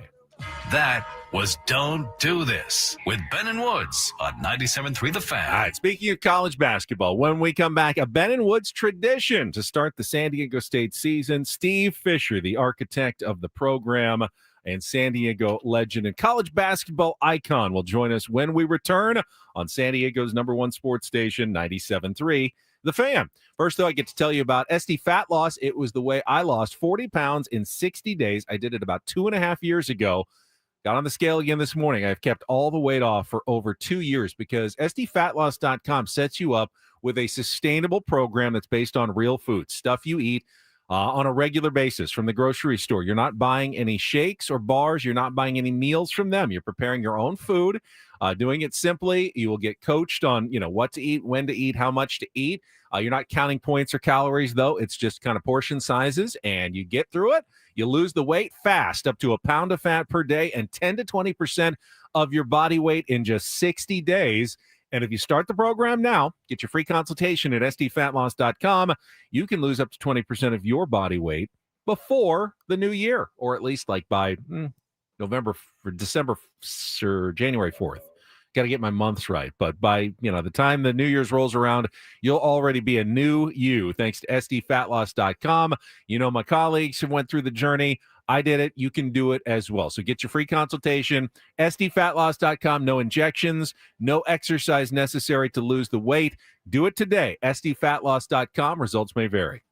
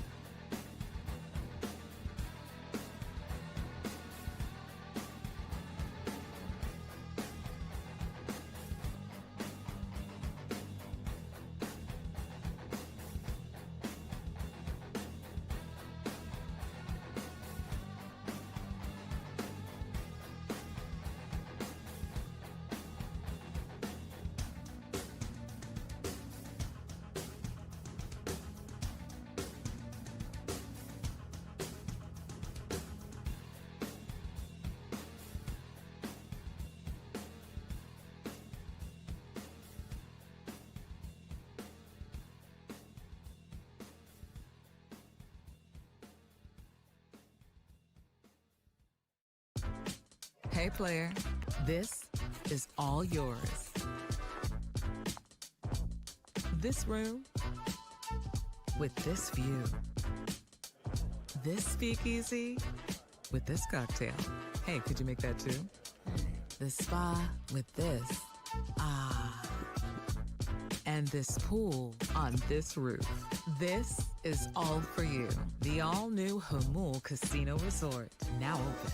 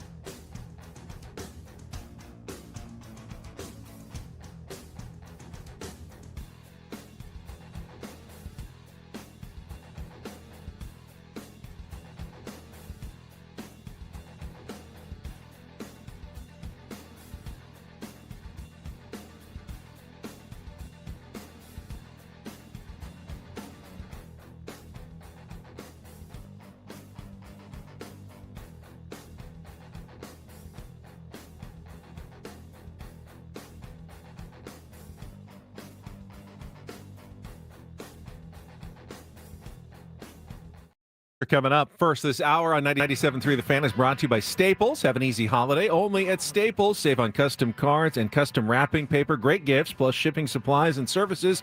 Get your packages there safely. Don't miss out on the latest laptops, up to 45% off. Staples, that was easy. All right, Paulie's got Steve Fisher standing by. We will talk with the legendary head coach of the Aztecs as they get ready to start the season tonight against Long Beach State at Viejas Arena right after traffic on 97.3 The Fan. From the 855 Get Ross Traffic Center, protecting San Diego after accidents or injury, here's Kelly Danick. Traffic is sponsored by the San Diego County District Attorney's Office.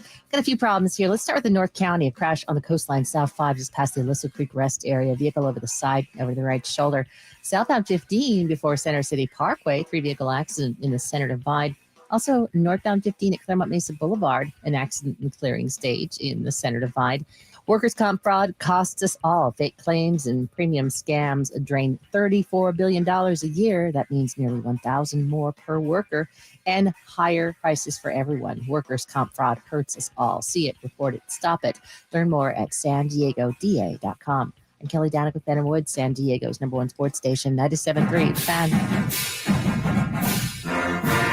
You know, it's the timing of college basketball season works out well for us. Baseball season, World Series over. A couple of days later, start the college basketball season, and it will run until opening day. Usually is right around when the championship game is, and then it's back to baseball. So the rhythm of life, it my is, friend. especially here in San Diego, and joining us as he does at the start of every college basketball season, legendary San Diego State head coach Steve Fisher is back with us. Coach, such a pleasure to have you on here on 97.3 The Fan.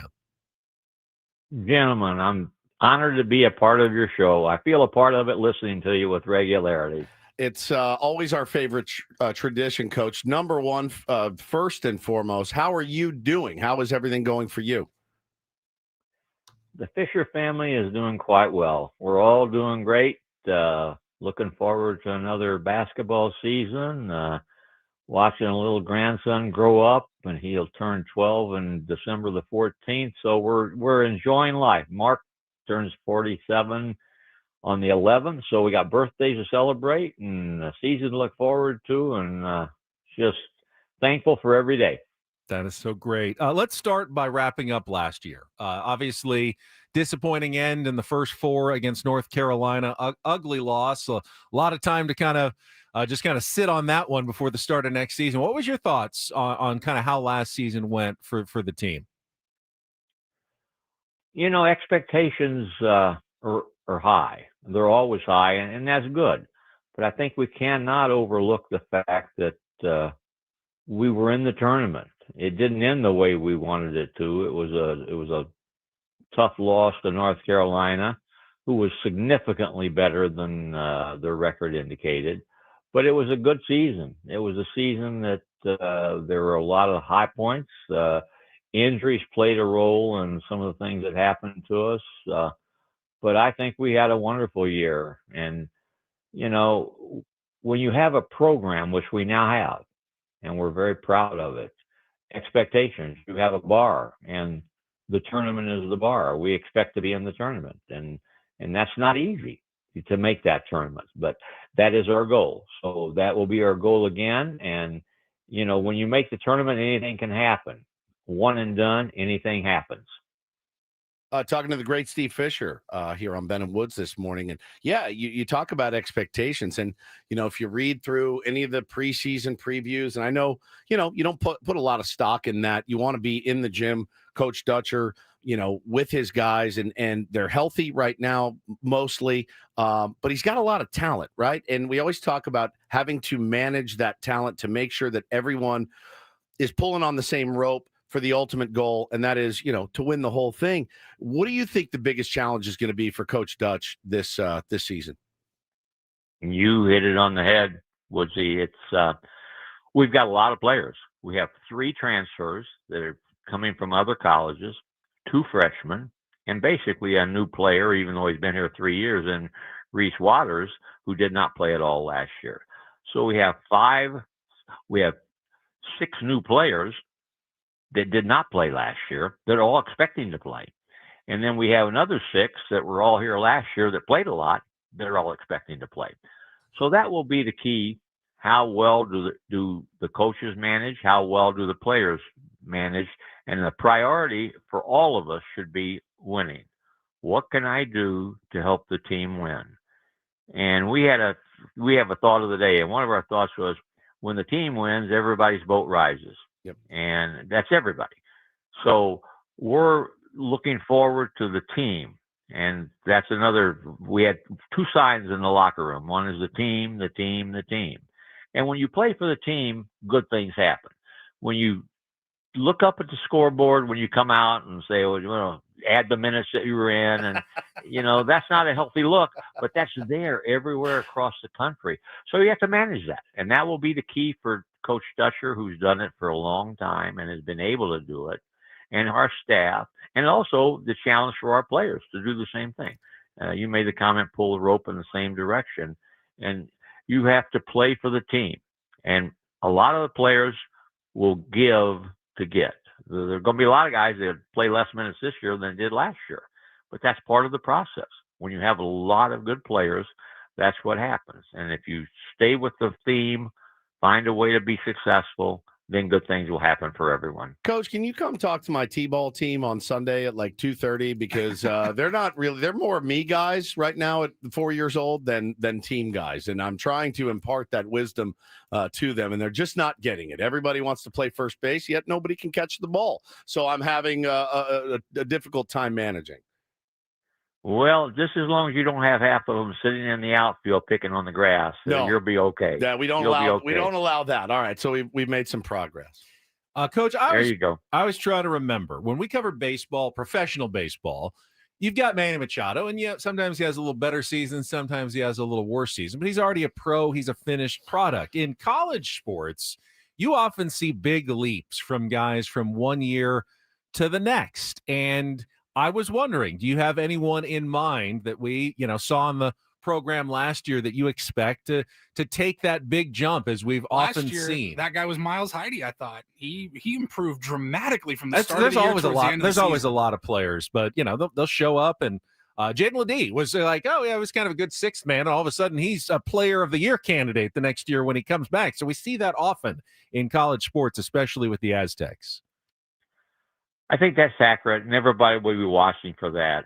I think you make a significant movement between year 1 and year 2. So I think you look at Todd Zagorville and you look at Farrell Compton as 2 freshmen from Vegas that both came in highly touted and both had great moments. More will be expected. More will be asked, and I think they will both be more comfortable in who they are, what their responsibilities are. So I look forward to watching them. And Magoon Guath, who is still on the injured list, but hopefully almost ready to play. he burst on the scene last year. And now where will he go from last year with great expectations at the end of the season to where he is this year? So, but I think you could go down through all the players that were here and say, okay, what can I see? What do I expect from them? And I think as you grow older, leadership becomes more of a factor in terms of how you lead. And sometimes it's vocal, sometimes it's just by setting an example by how you compete in practice, how you deal with frustration. All those things factor in that I'll be watching, sitting up 4 rows behind the bench, excited to see how we react and act starting tonight with a good Long Beach State team. You know, you mentioned that, Coach, and Miles Bird was a guy last year. When he would get, early in the season, he was just the most electric player, and I know he got injured, but the competition, the engagement, like he was always there. He found a way to help dictate how the game went, even if he wasn't scoring and his shots weren't falling. He was blocking shots. He's a menace defensively. What was your assessment of Miles after the season ended last year, and how big do you expect this season to be for him? I love Miles. Miles wears his emotions on his sleeve. He has to make sure that he's able to manage and control that. But Miles can play. He knows how to play.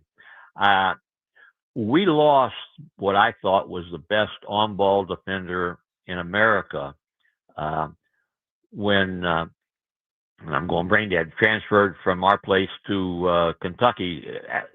Played at Kentucky last year. Yeah, Lamont Butler. Lamont Butler was phenomenal on the ball.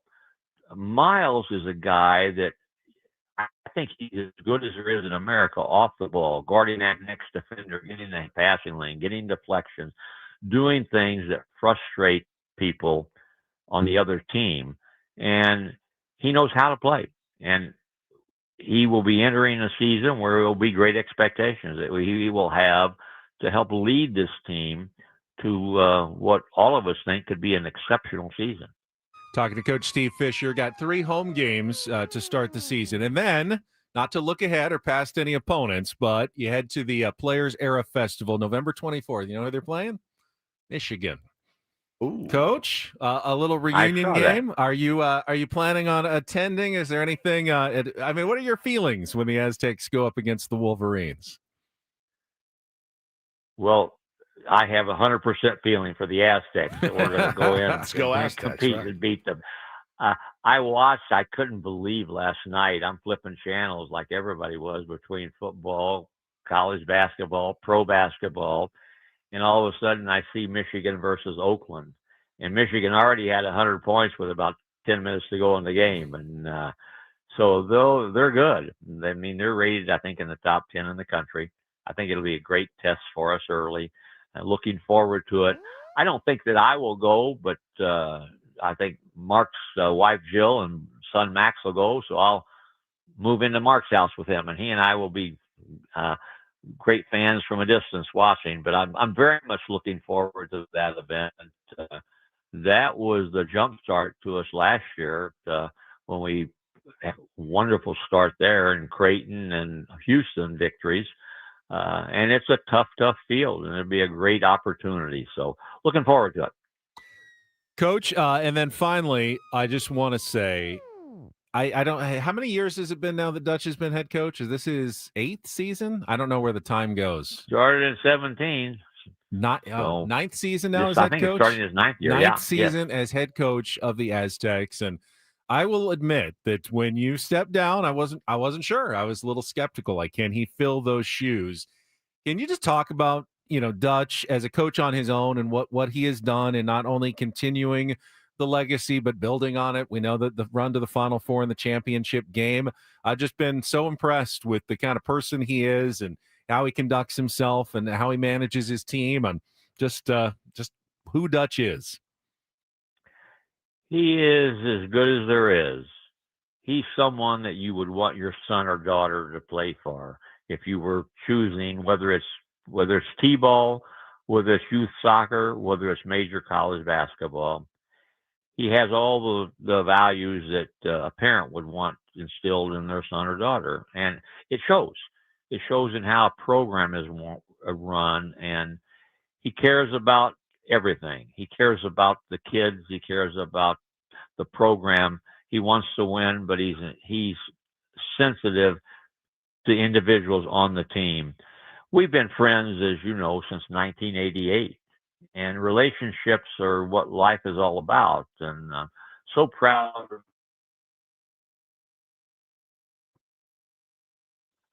You know, nobody in the country had a legacy that San Diego State has, with very, very few coaches, 2 coaches in the last 26, 27 years now, unheard of in today's world. Yep.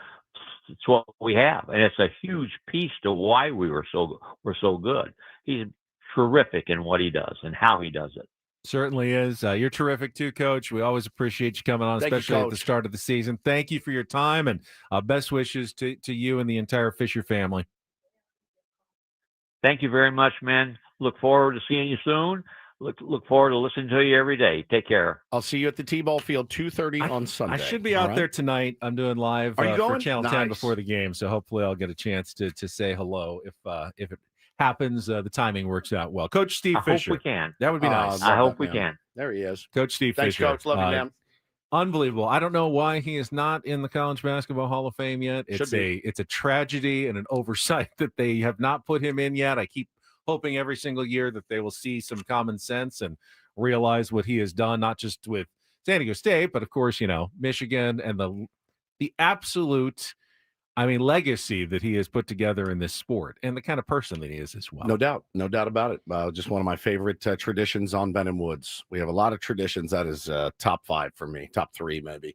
Having Coach Fisher on today every single year for many, many years now. Game tonight is interesting. They're playing Long Beach State, whose coach is Chris Acker, his former assistant under Dutcher at San Diego State. So they're going to run the same defense. It's going to be the Spider-Man meme, just pointing at each other. Same style program, without, of course, the level of talent that San Diego State's been able to recruit and put together. In fact, one of the I think better players at Long Beach State is DeMarshe Johnson Jr., who was kind of like the 10th, 11th man the last couple of seasons for San Diego State. Wasn't good enough to crack the regular rotation, so he went somewhere else to get some more playing time, but knows the teammates well, and you will see some similarities between the two programs, and you will certainly see a team that's very motivated to try to play as good as possible for their coach, Coach Acker, as he goes back to Viejas Arena tonight to open the season, and everyone's always, geeked up and excited for the first game of the year. So it's not necessarily going to be a walkover. What was the spread though? It's like 25 26 and a half. 26 and a half. Yeah, Aztecs are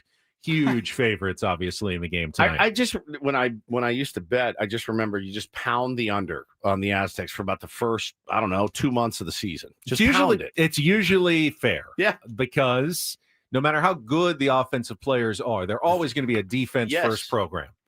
I do think there are a lot of good offensive players on this team, especially with Reese Dixon Waters back. They have the ability to make some threes, make some shots. They won't have Magoon Guath tonight, as Coach Fisher mentioned. He's still injured.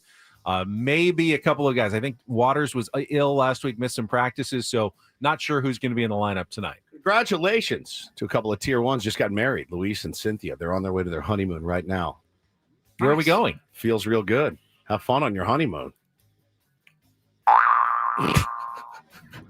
Each day is better than the next. We got 2 hours to go. More Ben & Woods on the way, including Take on Woods and a Padres smorgasbord coming up.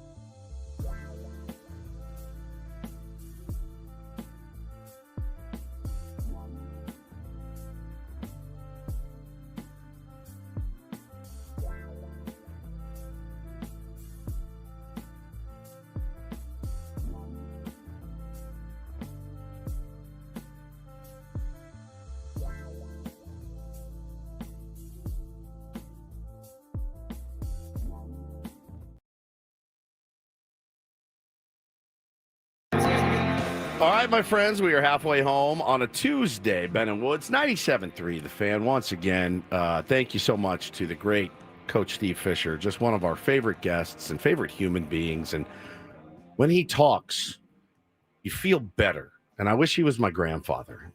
I wish I could call him this afternoon when I get off the air and be like, hey, Grandpa, my show's okay. I'm doing all right. Kids are kind of a pain. Bo with this crust and Taylor won't eat anything. Do you have any advice for me, Grandpa? And just to have him in the way that he does, give me advice. You probably could. I probably kind of want to wear him out because I'd be wearing him out all the time. I just already asked him to come coach T-ball with me. I need him out there yelling at those kids. Like, you don't always get to play every position you want. See, I was lucky enough to go to San Diego State in 2009. So I got to see really the prime of San Diego State basketball that Coach Fisher built up. I've told the story about waiting in line for days to get tickets, and him and the basketball team would come out and pass out pizza, donuts in the morning and everything. And so now to be able to call him a friend essentially and text him, hey, can you come on the show tomorrow? And yesterday, it was in the evening, I'm sitting at my desk and my phone lights up and it says Steve Fisher. He's like, hey, Paul, yeah, I can do tomorrow. How about this time? And I'm just like, bro, for some tubby transplant that went to San Diego State, that's about as elite as it gets when that message comes through. Was a throwback to somebody in the chat that was yelling at me and Paul for not understanding the value. So we weren't born here. Because we weren't. Again, I'll say it again. Being born somewhere is not a skill. It's just not. You wouldn't know that based on living in San Diego. Correct. Being born I'll say it again. Being born somewhere is not a skill. Okay, let that sink in for a while. Your choices should define you. Correct. Not your not where your mother was after you had gestated for 9 months. Correct. That's exactly right. If I had a choice to be born here or where I was born, I would have picked here. My mom was born here. My grandfather was stationed here. They lived. My nanny and papa lived downtown. She gave me the address once. I want to go by. But we've had connections. Probably a here. Speakeasy now or something. Yeah, probably. Yeah, I'd say farm to table oven fired pizza joint.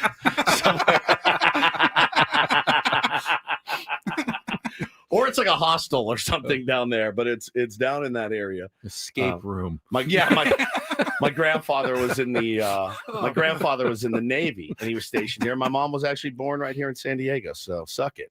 So I just love him. He just makes me feel better when I talk to him. By the way, Coach Fisher and all of our guests appear on the David P. Shapiro fan hotline. David P. Shapiro, criminal defense attorneys, helping good people regain control of their future when charged with a crime since 2010. Visit davidpshapirolaw.com. Why are you e-breaking me right in the middle of my story? I just with his thought hand that up. would be a good time to just jump Just in a great with that. time, right in the middle of my sweet story. I'm Woodsy. That's Paul Reindl. I'm Woodsy, Tubby Transplant. Paul Reindl, also Tubby Transplant. Ben Higgins, formerly Tubby, local. Born and raised. Born and raised. Congratulations. Can I shake your hand? How did you do it, man? How did you do it? You're unbelievable. I do perpetuate. Yes, you do. You're part of the problem. I perpetuate the myth that I was born here. I was not. I was born in Los Angeles. Oh my God! I did not know that. I only spent 2 years there, but Dodger lover. Dad was. You're a that's where I went to Dodger, school. a filthy Dodger. They were living there for a couple of years. Think you know somebody? I was born in Los Angeles. This is one of the worst days of my life. I know. I'm sorry to disappoint everybody. You're a spy. You're the Matt Beatty of 48 San Diego. Of my 50 years radio. as a San Diegan, but everybody boo bet. Boo. You are not. Look at the birth certificate. Boo! So you're not as skilled as I thought you were. Apparently I'm not. I'm sick right now. I'm sick. Ben, Paulie, make sure you don't Photoshop him with a Dodgers hat on. You probably don't have to look far. He's probably got one somewhere. I was getting his blue and white crib. Yeah. A stuffed Lakers doll. If someone a Rick Monday jersey on. Someone hired a PI to look into my past and found my birth certificate, they would have gotten me. Lisa wants to know, how was the parade yesterday, man?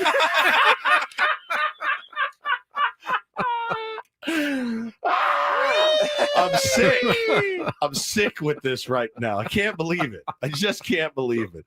Ben and You're Tommy right. I'm Lasorda. agreeing with you. Not a skill. Not a It's skill. Not a skill. Oh man, that's so good. But That at is- least you were here for the Marshall Falk days. I was That's here right. for the Marshall Falk. That's days, right. That's for sure. Yeah, definitely. I was 4 years old, so my apologies.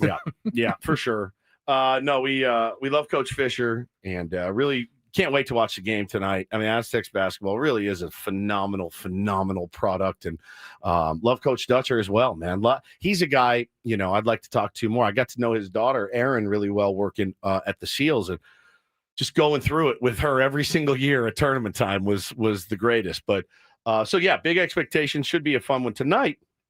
The big guy over here, Mr. LA himself, Randy Newman, aka Ben Higgins, turned 50 yesterday, and you left the studio with a bevy of different things and gifts. You got some gifts at your party. What else did you get besides what you got from Paul and I? You got the signed Eric Hosmer jersey, which is incredible. That was amazing. Yep. I got some nice bottles of alcohol, Like what? some gin, some whiskey from people who brought us some wine. It was always an appreciated gift. You brought wine for my dad. I did. I didn't take that one. I spent what would you guess I spent on the wine? That was a $72 bottle of It's wine. about an $80 Nice, bottle all of right. wine. Very nice. So I go through, I don't know much about wine, but I went through and I was like, this one's 38. That seems low. This one's 54, but I look like the kind of guy that would bring a $54 bottle of wine. So I'm going to go a little bit higher. So I don't know if you know this. If you go to the restaurant and you look at the menu, the wine menu, the second cheapest bottle of wine is probably actually the worst bottle of wine. Is that right? But they know people don't want to look cheap, so the cheapest bottle of wine is often pretty good, pretty good value, pretty good bottle of wine. The really cheap bottle of wine is the second, but they'll price it up a little bit because people are afraid of ordering the cheapest one, so they'll order the second cheapest, right. which will be the biggest markup on wine at restaurants. So what's the best bottle of wine to get at the restaurant? Either the cheapest bottle, No. it's usually a pretty good bottle because they don't want to give you a bad wine with your meal. Then you're not going to enjoy your meal. So it'll be something they probably thought was a pretty good wine. The second cheapest will be probably the cheapest actual bottle. Really? But they'll charge more because people don't like to look like cheapskates and order the cheapest bottle. Because I feel like when I used to go out on dates, you get the wine list and you look at it. She's got a copy and she's looking at it and I'm looking at it. And I'll go, I'm not doing $220 for a bottle of Pinot. Right. Now, there'll be good bottles that are worth it as well if you're willing to spend more. Right. But we're mostly looking at the bottom end. So of you're these telling lists. me I look at number 2 there and I go, all That's right, the worst I'll one to do order. 130. I can do that. All right, let's do this. Don't one. get number 2. Never get the second cheapest bottle on a restaurant wine list. Wow. Okay. I learned something new on this program every single day. So you got a bevy of gifts. I gave you a gift card to the spa. You and I are already making plans for our totally normal couples spa day. Completely above board. Radio host couples spa day. Yeah. Spa day. Which, just dudes being dudes. Right. And then Paul, you're invited as well.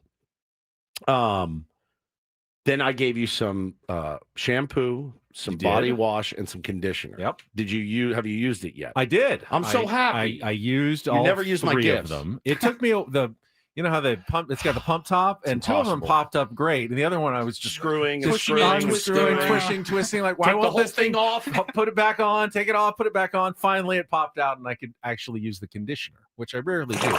I'm usually more of a shampoo conditioner combination kind of guy. I know, which but is why I got you separate. These are separate, so I left it in for a while, and it smells amazing. It doesn't smelled very good. It smells good. Yes. Now and then we'll use the gift card at some point. Paulie got you a manscaper. Thank you, Paul. Like what was it called? It was like the gold standard. The lawnmower. The 5.0. But it was literally like it's gold. Like it's gold. It's the fancy one. Black, white, gold. So silver. you get home yesterday. Did you open the box? I did. Did you charged it up? Did you take all the accoutrement out? Looked at it. I looked at the instructions to see how it would attachments. work. Did you use it? I mean, it would be rude not to, right? I gave it a try. You did. I did. First time ever. Ever. First time I've ever taken anything to that area. That area? Yes. What about this area, the chest? I did a little bit there too. Can I see the chest? Yeah, I don't think I did it right because I should have put a higher guard on it, so I basically don't have anything left up here now. Oh, oh my God! Yeah, pretty bare now. You have a shaved. You're Yeah. like a bodybuilder. Almost, yeah. It was new. It was fun. All right. Give it a try. So you took it for a spin. Yeah. Did you go in the shower? I was just kind of in the bathroom, just kind of locked the door. Where'd the hair go? I stood in the bathtub. Got it. Yeah, Okay. yeah. I was going to say. Yeah. Because that would have been a disaster. Right. If you're just in front of your mirror. We should have told him he's First never done time this before. ever. What'd you do with all that hair? Threw it in the trash can. From the bathtub? Yeah, then I got a paper towel and like wiped it all up and threw it away. Okay. Yeah. So you did the low as well. How'd that go? It was nerve-wracking. Yeah. It can be. Yeah. Yeah, for a rookie. I was hesitant. It was awkward. Got a first timer over here. Yeah. Hey, we got a first timer over here. Any did you run into any? I'm trying to think of to keep it semi-clean. There was some There was some uncomfortable pulling in a couple of spots. Gotcha. Some. It's hard to get to Yeah, some areas. Yeah. Awkward. Very awkward. Took me a while. You really hope nobody walks in the bathroom. Yeah, I locked the on door. you. I did not Okay, want. good. I did not want that. One of your kids. Hey, Dad. No. You're like, ah! Please no. Please no. Somebody said pull it. Dang it. Elisa, you have to move things out of the way to get to certain areas, and you have to move things the other way and up, down. You know. Well, just the hair kind of grabs sometimes too, and you feel like Right. Yeah. Like pulling that. yeah, way. that kind of pulling. So then, any special design, like a little. I'm not an artiste. The Dorito. I'm not an artiste. No.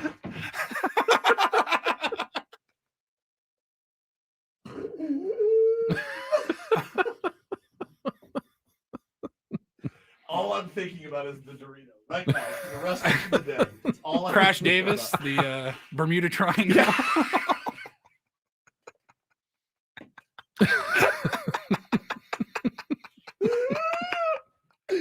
Yes, I do. Yes, I do. Yes, I do. Any nicks or cuts? I think I'm okay. Okay. It feels different now.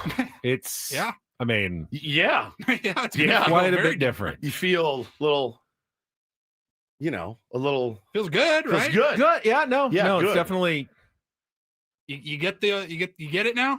You get it. Yeah. feel just cleaner Vis- overall. Yeah. Visually, too. Much better. Much better. Did you after you were done, did you apply any sort of some like balm, like Aqua Velva or something? Nivea, Nivea balm. Okay, some balm everywhere that I okay, got everywhere it. that I used it. That's good. You got the hang of it then after the first try. And the good news is now, Now it's maintenance. Now it's just maintenance. You got the hard part out of the way. The hard part you've laid the groundwork. The 50 years of 50 years of maybe groundwork. 36 years. Right. Of, Yeah, 36, 37 years Yeah. of the hard part is out of the way. And now it's just, like Paulie said. And then you'll get to a point where you're like, oh. It's like getting a haircut. Like you look good. You look good when you get a haircut, but you're like, I do not want to go get a haircut today. It's the last thing I want to do. Yeah. So, well, congratulations. I'm happy for you. I'm proud of you. I feel like you've finally arrived to the adult world. the modern adult. The modern Yeah. adult world. This was not a part of people's lives a century ago. I have a practical question. The same do they both look the same? Like you just showed us your chest. Is that what I could expect in the other region? I mean, I didn't. There's certainly. Did you guard? You didn't Yeah, guard no, the yeah, top. I did. I started at the top, then I realized, okay, I better guard. You the went bottom just a little no bit. guard on top. Apparently not. Let me see yeah. it again. Well, it was. Yeah, I didn't. It wasn't the foil. I thought that was the. I thought that there was a guard, but there wasn't a guard at the top. So and you then took once that off. So then I put it on, and I had a guard. Okay. And then I went. But the top, I'm Yeah. going to warn you. There might be in the next couple of days. You feel a little itchiness, a little I would itchy. think. Yeah, I can imagine as the hair Yeah. it starts to grow That's back. Man. It's one of my favorite segments of all time. Legitimately. The Dorito. But the hardest part was like way underneath. I get it. Yeah. It's not ideal. Not even sure how successful I was. Yeah, no, there's you no don't know. way to really. There's a way, but it's not something that you want to really do. There's a way, and it involves like mirrors and handheld mirrors, and maybe somebody else like, "Hey, am I good?" Put a mirror on the ground. Not ready. Face up.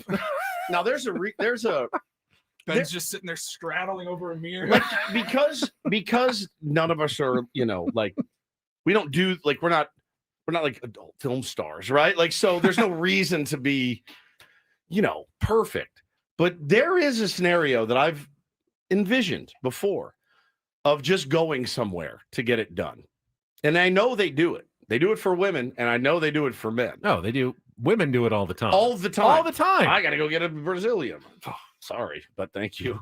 I've said before, like, this is such a beating. I wonder, and I just think it would hurt too bad, that I've thought to myself, I just rather go somewhere and do it. Just like, I could cut my hair at home. It's not going to look the same. It's not going to be as good, but there's a reason that you pay a professional. Not a gig I would want. If I walked in there, or you walked in there, or you walked in there, that's not be like, oh God. Anybody else? I was about to go on my lunch. Anybody else want this? There are more practical concerns, I think, for us as well. It's just different. It's way different. It's different. It's way different for the ladies. It and is the guys. But I do think I would consider a professional at some point. I would consider it. So I'm sure one of the tier ones knows someone. Can point me in the right direction. Can we expect this to be your next TikTok or I've never done one video? TikTok, so it would be my first TikTok if I ever did one. No, I would not be making. I'll tell you guys about it because I'll tell you about everything. But I don't think it's something I would film, to be honest with you. All right, shall we play a little Take on Woods? Sure. All right, let's get a contestant on the line. If you'd like to qualify, try to be the first for our trip to Las Vegas to see Sammy Hagar in concert. 833-288-0973.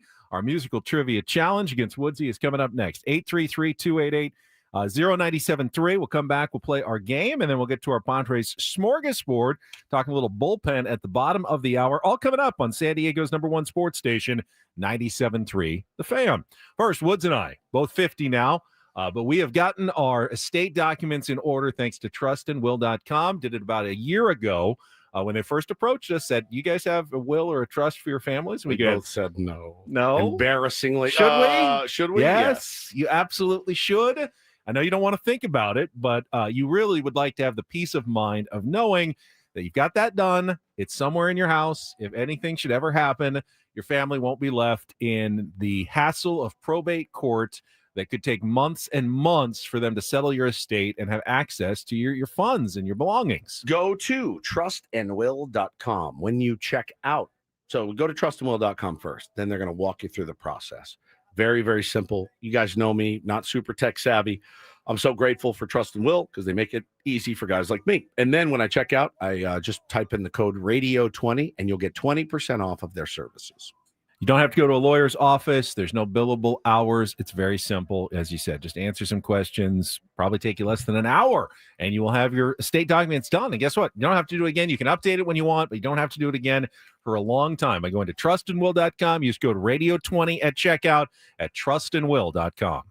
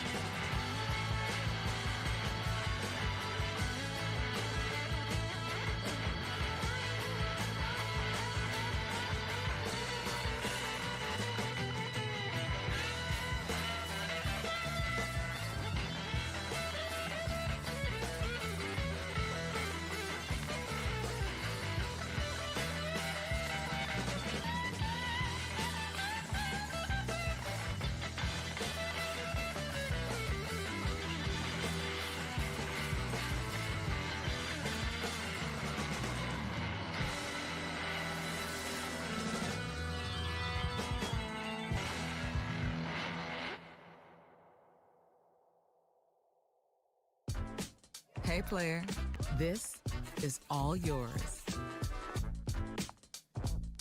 This room with this view. This speakeasy with this cocktail. Hey, could you make that too? The spa with this. Ah. And this pool on this roof. This is all for you. The all-new Hamul Casino Resort, now open.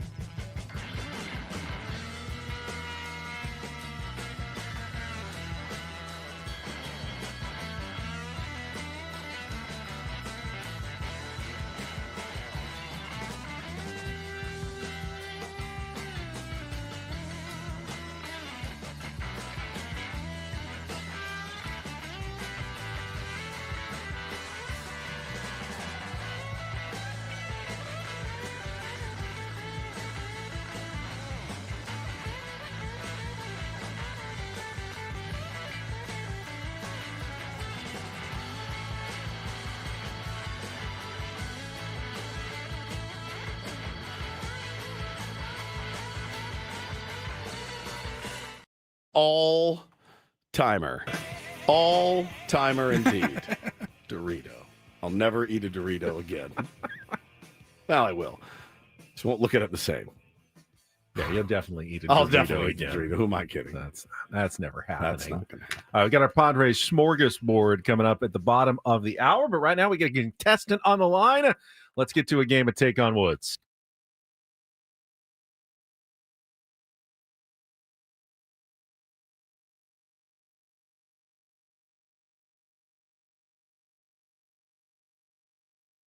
Take on Woods brought to you by Bay Alarm, security and fire alarms for every business. We got you, and we got Brian. Are you there? Yeah, I'm here. All right, Brian, ready to play a little Take on Woods? I hope so. All right, if you can beat or tie Woods in our 5 questions of musical trivia, you will qualify for our new grand prize this month, a trip for 2 to see Sammy Hagar in Las Vegas, 2 tickets to the March 20th show at the Park MGM Dolby Live, and a 2-night stay at the Park MGM and a $100 gas card. Get your own tickets to 2 residency stretches for Sammy Hagar in Vegas at Ticketmaster.com. Here are your categories to choose from. Woods has left the studio. We've still got Do the Do, 5 song titles that begin with the word do. We've got She's Our Girl, 5 song titles that all begin with the women's name that begins with the letter R. And we've got Bye, Bye, Bye, 5 song titles and artists who, it's not in sync. They all have the second word is by in every title. Blank by blank, essentially. So we've got Do the Do, She's Our Girl, and Bye, Bye, Bye. What would you like to play, Brian? Let's try She's Our Girl. She's Our Girl. Okay, today's category features 5 song titles. All include a women's name beginning with the letter R. You've got 60 seconds. If you don't know one, you can say pass. We'll come back to it if there is time on the clock. First question's the 2-second song. Polly will play you a little music. You need to give me that song title and the artist to score the point. Brian, are you ready to play? Yeah. All right. Let's get this done. 60 seconds on the clock. The category is She's Our Girl. Brian, your time begins when Paul plays the music. You ready, Paulie? I'm ready. Good luck. Let's take on Woods.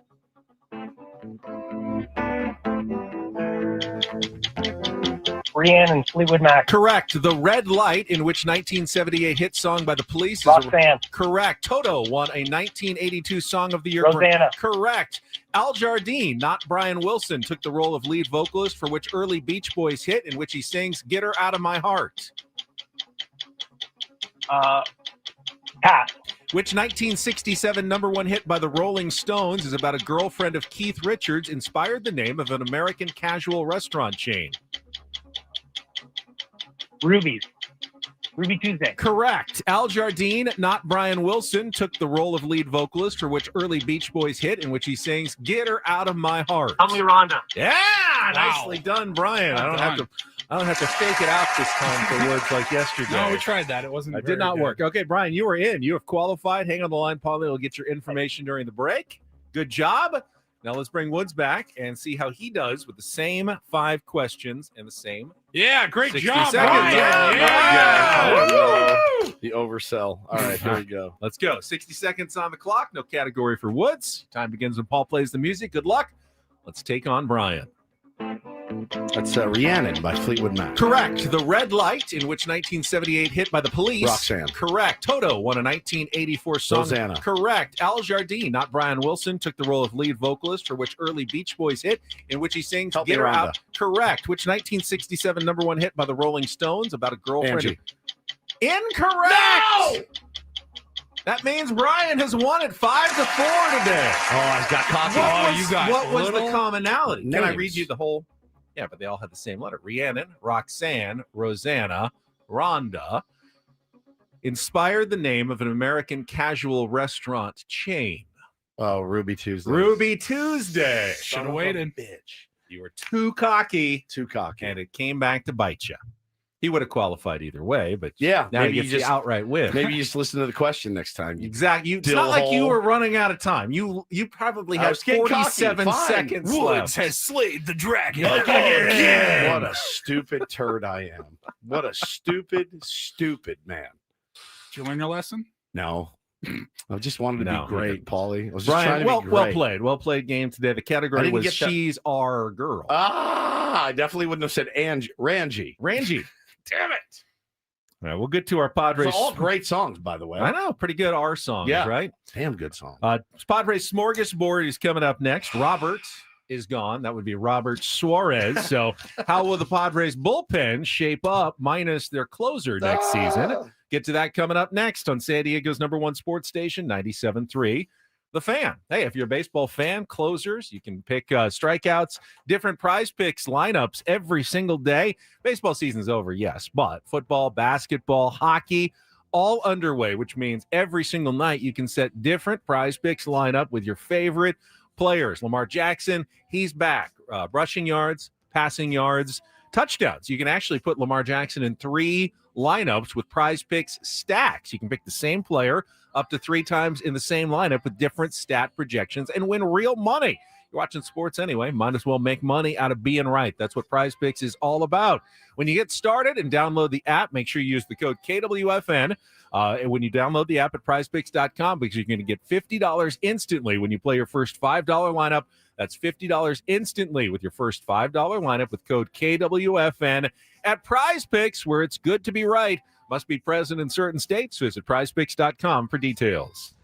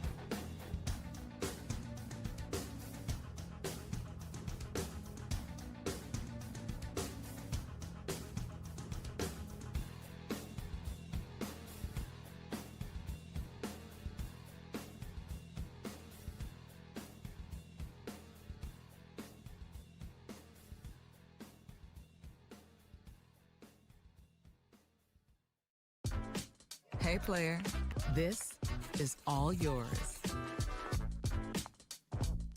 This room with this view. This speakeasy with this cocktail. Hey, could you make that too? The spa with this. Ah. And this pool on this roof. This is all for you. The all-new Hamul Casino Resort, now open.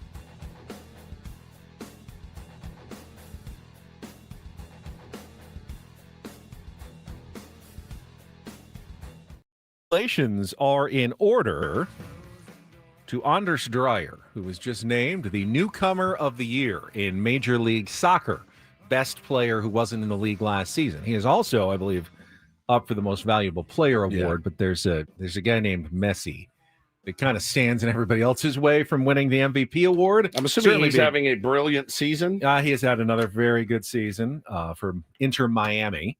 But like SDSU their, never played Inter Miami. They got the pink, their kits, the jerseys, the yeah. kits. Yeah, kits, Ben, not jerseys. Correct. God, I believe you. They could eventually meet in the MLS Cup. Yeah. Of course, SDFC will need to win on Sunday or their season will be over and that dream will die. So you got to win against Portland on Sunday to keep it going, and then you're just 2 wins away from the MLS Cup and potentially meeting with Messi. Now, I don't know if they're the favorites. Philadelphia is pretty good in the other conference as well. They've already advanced. And you've got some good teams in the Western Conference, including Vancouver and LAFC, who have already moved on, while San Diego got our playoff lives on the line this week for the Crew on Sunday night at Snapdragon Stadium at 6 o'clock. It's going to be crazy out there. Crazy, crazy, crazy at the Snap. I have no doubt that the atmosphere won't be what costs SDFC. Correct. If they don't win the game. The fans will make it as difficult as possible on Portland. But it's not football. Ooh. I mean, it is football, but it's not the football where you have to call out,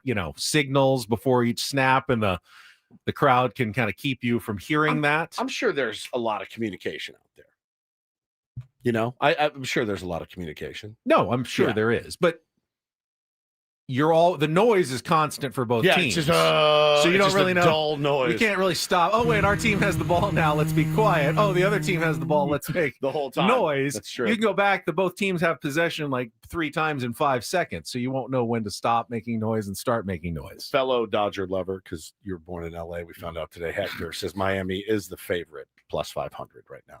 Barely. SDFC in Vancouver plus 600. Okay. Very close. Also, a little baseball news we didn't mention. The Atlanta Braves hired a new manager, introducing him this morning. Walt Weiss, who has been their bench coach under Brian Snitker, gets the promotion. Had managed the Colorado Rockies, if you'll remember, I think from like 2013 to 2016. Didn't go well.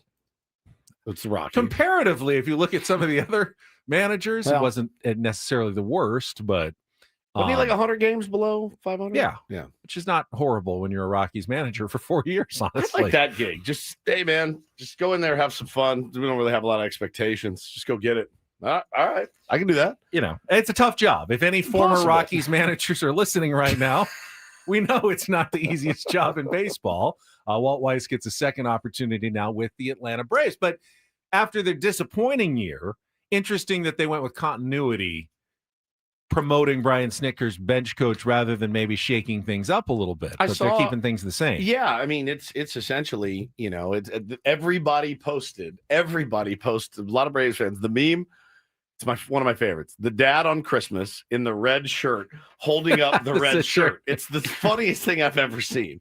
Gets the identical shirt that he's wearing. Big smile. Like, oh, I love this shirt. This is great. You're wearing the exact same shirt already. And they all posted that. I saw many were up in arms. They wanted to get one of the rumors was they were going to wait till after the World Series ended to get that weird long-haired guy that works for the Dodgers. What's his name?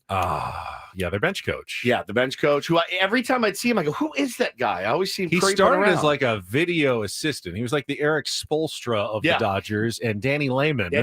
has promoted his way all the way to bench coach the last couple of years and was considered maybe one of the hot candidates. But there's only 2 teams left that still need managers. I don't see the Padres hiring the Dodgers bench coach as their new manager, which really only leaves the Rockies. Now, they haven't even hired a Pobo, president of baseball operations, yet, so they're probably waiting, I know, until they do that before they hire their manager. Please stop saying Pobo. I'm sorry. Everyone thought it would be Danny Lehman, and the World Series ended, and they went with a guy that had already been there for 6 years. Is there any possibility, the fact that the Padres haven't named a manager yet? Now, they got started a little bit later. Most teams knew they either had fired or were going to fire their manager at the end of the season. Padres didn't know Mike Schilt was stepping down until a week later. Yeah.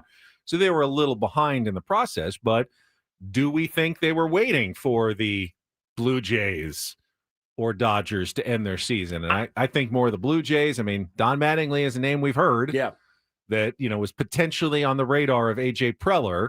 Did they want to wait around to get an official interview with Don Mattingly in the last couple of days after the World Series ended? They're in a bit of a driver's seat right now, them being the Padres front office, right? Because, well, there's 2 jobs left. It's us or the Rockies. And one of them's terrible. So, yes, we have our challenges, but our main selling point is we're not Colorado. And I don't feel like any of the managers that were hired were like, oh, it's too bad they didn't act quicker, other than Skip.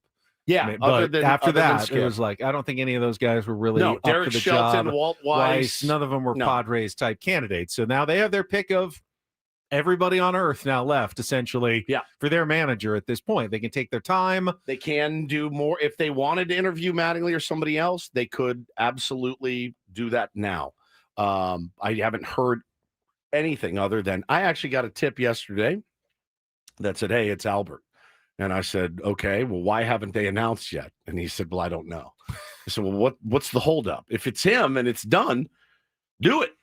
I've heard the same thing as of like 5 days ago. Yeah, I it's heard definitely Albert. It's Albert. But think about it logically. If they've made the decision and they've reached contract terms, they will announce it. Correct. There's no reason to hold it back. Right. So if they haven't announced it, then it's not a done deal. Not a you done can't say, he may still be the leading candidate. I've tended to think all along. He did a 9.5-hour interview. It's got to be one of the final, 1 or 2 guys left. But if they haven't announced it, it's not a done deal. Yeah. Okay. I would expect it to come down, soon, probably 10:03 this morning. If I had, we're definitely on standby We're on for an watch. announcement. Yeah, Manager watch. It's got to happen this week, doesn't it? I'd be Yeah. shocked if they went into the GM meetings. Although AJ, remember at the beginning, said we don't have a hard and fast deadline. I mean, it's not like we have to hire someone by the GM meetings. I think he literally said that. Those are next week in Las Vegas. Angelo wants to know how many times you've mentioned Pobo and Po Boys this week. I'd actually like to get a Po Boy mentioned into every show for the rest of the year. I guess I'm going to try to incorporate Po Boy into the show. Back to the manager stuff real quick. Because I've seen people, friends, everybody's like, another day, we don't have a manager. They're panicking. And I'm like, all right, if they announced the manager yesterday, how much different is today?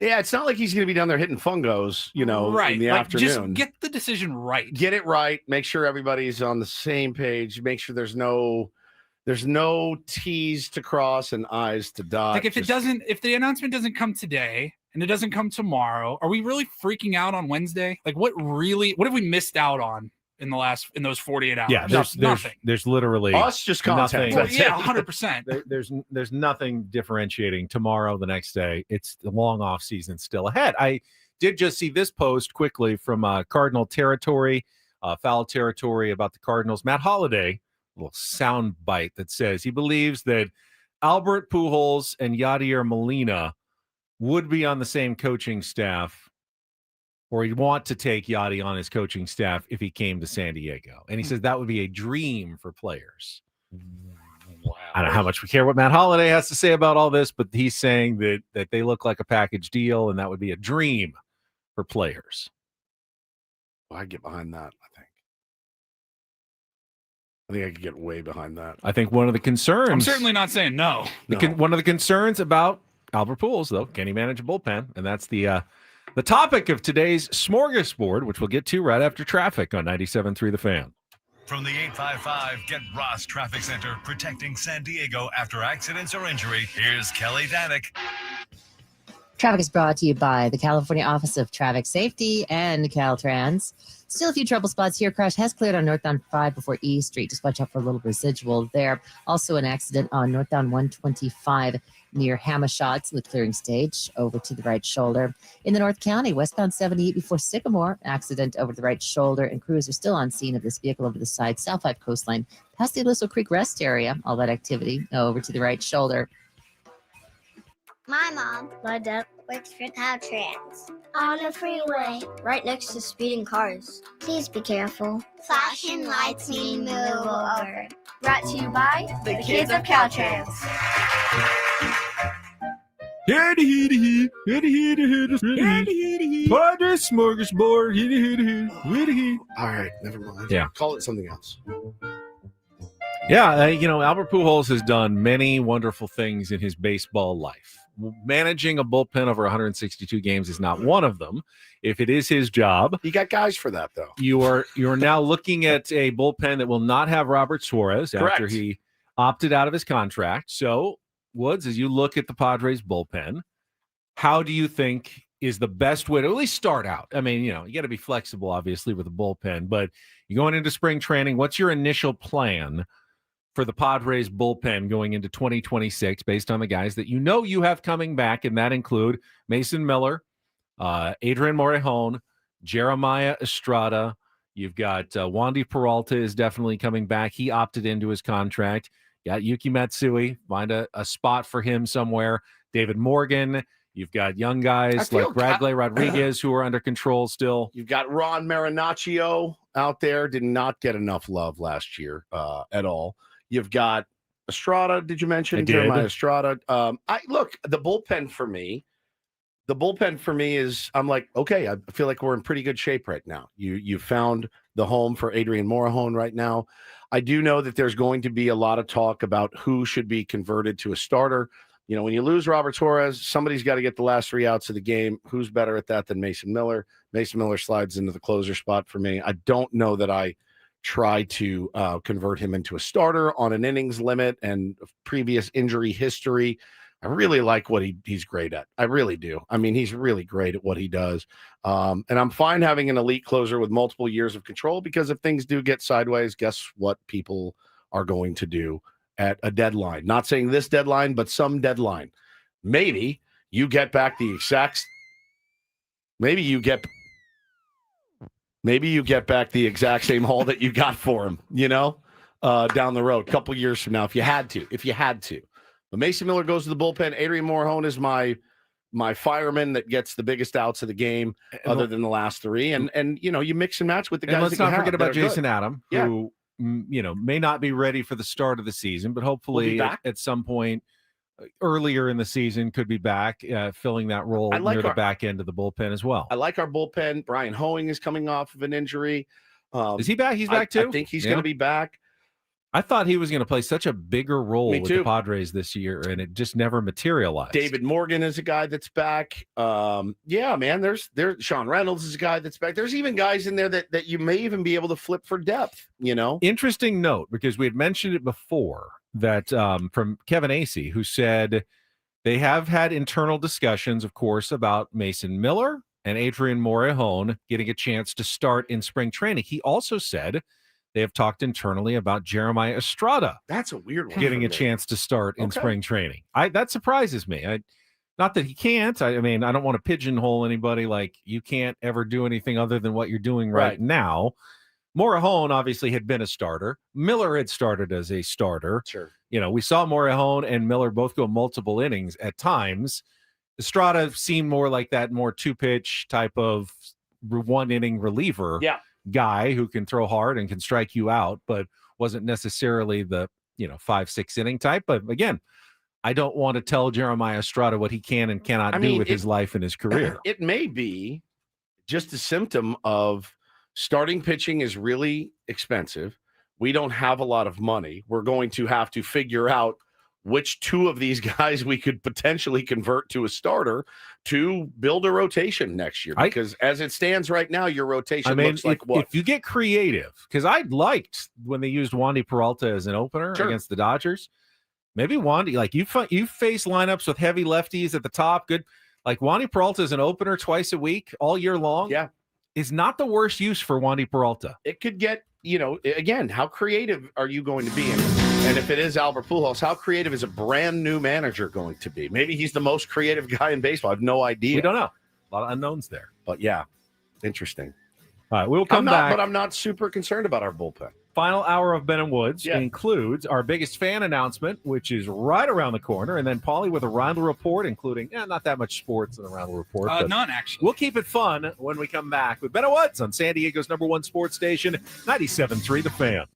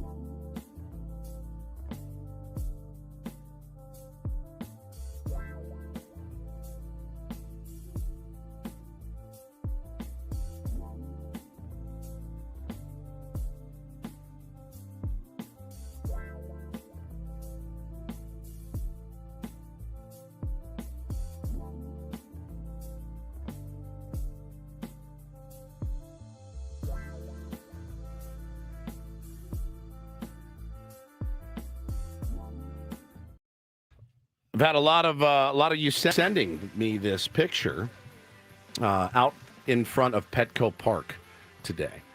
And if you have seen it on the interwebs, it is a San Diego Padres podium. And it's set up right out on Tony Gwynn Drive, right? And there's 30 chairs there. So apparently we're hiring a new manager. They didn't tell us. So we're alerting the media. No media was told. We're going to be back tomorrow. Enjoy the best of Benwoods. We got to get down there right now and see what the hell's happening. And they're going to host their press conference outside, right there on the street. On the sidewalk of Imperial and Tony Gwynn Drive. So here's what we think is happening. I think they're renaming the street. But that would require a news release and announcements and stuff as well. Why would they do it without telling anybody? Really don't like I don't know what's going on. They found out you were born in LA and they don't want you there. And now I'm starting to suffer because of your LA roots. I don't know. If anyone in the Padres listening wants to let us know Can what someone is text us, going on, please? because they can't hide that. If you're setting up it's outside. You're setting up a ceremony of some sort right on the street in San Diego. People are going to want to know what's going on. We're the flagship station. You can clear this up. Unless it's a giant surprise, but you might have want to set up a curtain or something to hide what's going on. It is a little unusual. I will say that. Unusual. All right, before we do anything else, it's 9 o'clock, 9:01 actually. It is time to announce today's first biggest fan. Of course, we announce 3 times daily at 9 a.m., 1 p.m., and 5:30 p.m. biggest fan announcements. If you get your name called, you'll have 10 minutes to call us back at 833-288-0973 and qualify for our grand prize, 20 tickets for you and your friends for a night in our Odyssey suite at a Padres game with all the fan staff next season. Register your name at 973thefansd.com/biggest fan. But today's first biggest fan, Sonia Palacios from Lakeside. Sonia Palacios, you are now on the clock. 10 minutes to call us back at 833-288-0973. Well, I've got it confirmed by no big deal. Trevor Hoffman just texted me and said, Peter Seidler Way. And I said, they are yes, doing that. Okay. Peter Seidler Way, that's today. I would love to cover that. Maybe it's a private event. Apparently, maybe so. Okay. Yeah, that That's makes all right. sense, though. You kind of called weird. it. No press. news about that at all. All I right. did not see any I press didn't know that release was even about a thing. Thanks, Hoffy. Makes a lot of sense, though. Love you, buddy. All right. Well, that's a nice thing to do. Maybe it's the city, obviously, is part of that. Yep. Very well done, then. All right, let's get to today's Rundle Report and get things started here with our today's edition of the Rundle Report. Now tuned into the greatest. Welcome to the Reindl Report with Paul Reindl. Hi, Paul. All right. 2 stories from the world of sports that we haven't gotten to yet. We'll start off in Major League Baseball. And 1 story that you didn't know you needed. Are you laughing, biatch? It's the Reindl Report Hey, Paul, how you doing? Okay, how are you? on 97.3 The Fan. Are you ready to bless the mood? I need some help, please. That was good. Can I get a yeah? Oh, yeah. All right. We'll get to Paulie in a second. All right. We've got a couple of things quickly. Let's go to line number 1. Sonia, is this you? This is Sonia. We are 2 for 2 on our biggest fans. Congratulations, Sonia. Paulie has confirmed your number. You are into the drawing for the grand prize night in the Odyssey Suites next Padres season. Congratulations. Thank you for listening. Congratulations. Good luck. To 97.3 The Fan. She sounds very nice. I hope she Awesome. wins. I hope you win. Thank you, Sonia. Thank you so much. Bye. Bye. Now, And, just real quick, because I want to ask you whatever was just going on there a minute ago. Just so the listeners know, I have a grid with the winners or the qualifiers for the biggest fan for the week, and I also have the other 2 shows as well. And we check them off if you call in. Right. We want as many checks as possible. That means you're listening to Ben and Woods. Sure. It's kind of an inner competition with the other 2 shows. So if you hear your name, please call in. What's on the what did we win? Nothing. No. Bragging rights. We got more people Bragging listening rights. to call Got a in. more dedicated Tired tier of 1 doing. audience. I want to do more things for money. All right, if we instead win, I'll of- give you $5. instead of bragging rights. Right. Huffy texted back. He said, a little disappointed you didn't realize it's Trevor Hoffman Way to Tony. Oh, Gwynn that's Way. right. Tony Gwynn goes around the back, and then Trevor Hoffman Way is right there from Tony Gwynn Drive until the corner of That's- Imperial and Park. Tony Right. Gwynn Drive is It goes. quite a bit longer than Trevor Hoffman Way. just from distance wise. He's going to kill you. Trevor Hoffman Way is just kind of short. It's just he gave you a birthday. It's really you're a dead man. Sorry, Hoffy. Hoffy, that's not from me. That's all Ben. Oh my! It's not a competition. I mean, it's just having a road named after you is awesome. an incredible honor. And how long or well traveled the road is shouldn't really matter that much. It looks like Peter Seidler Way is going to be very important, though. It's going to be a critical thoroughfare around the ballpark. Ben Higgins Parkway is very long. I will say very wide. I often park on Trevor Hoffman Way when I'm going down to get like quick soundbite before. I can use the 30-minute parking on Trevor Hoffman Way to just pop in and pop out. Trevor, your street is very useful to me personally. I got the bubbles. Here come the bubbles. I've got the bubbles. He says, I rescind my video. Tony Gwynn Drive is often blocked off. It's inaccessible. They have to close it during game days. You can't go around. That's where the players go in around the back. They don't even let you back there. Right. But I do drive on Trevor Hoffman Way. A nice short little trip. Tiny little trip. Kill you. We were talking, Hoffy, because I know you're still listening. We were talking about Ben getting an AB at fantasy camp this year. If you would like to throw AB, nothing on the planet would make me happier. We can definitely make that happen, Ben. Is that his fastball? No, that was his changeup. That was his changeup, Ben. You're a dead man. Please go up, and I want to see you get brushed back by Trevor Hoffman, the great Trevor Hoffman. Remember, I don't have any reaction skills. A brushback is just a hit by pitch when it comes to me. I can't get out of the way of anything. He also said next time you park on his street, you will be towed. You will be towed. That is a fact. Who's better than that guy?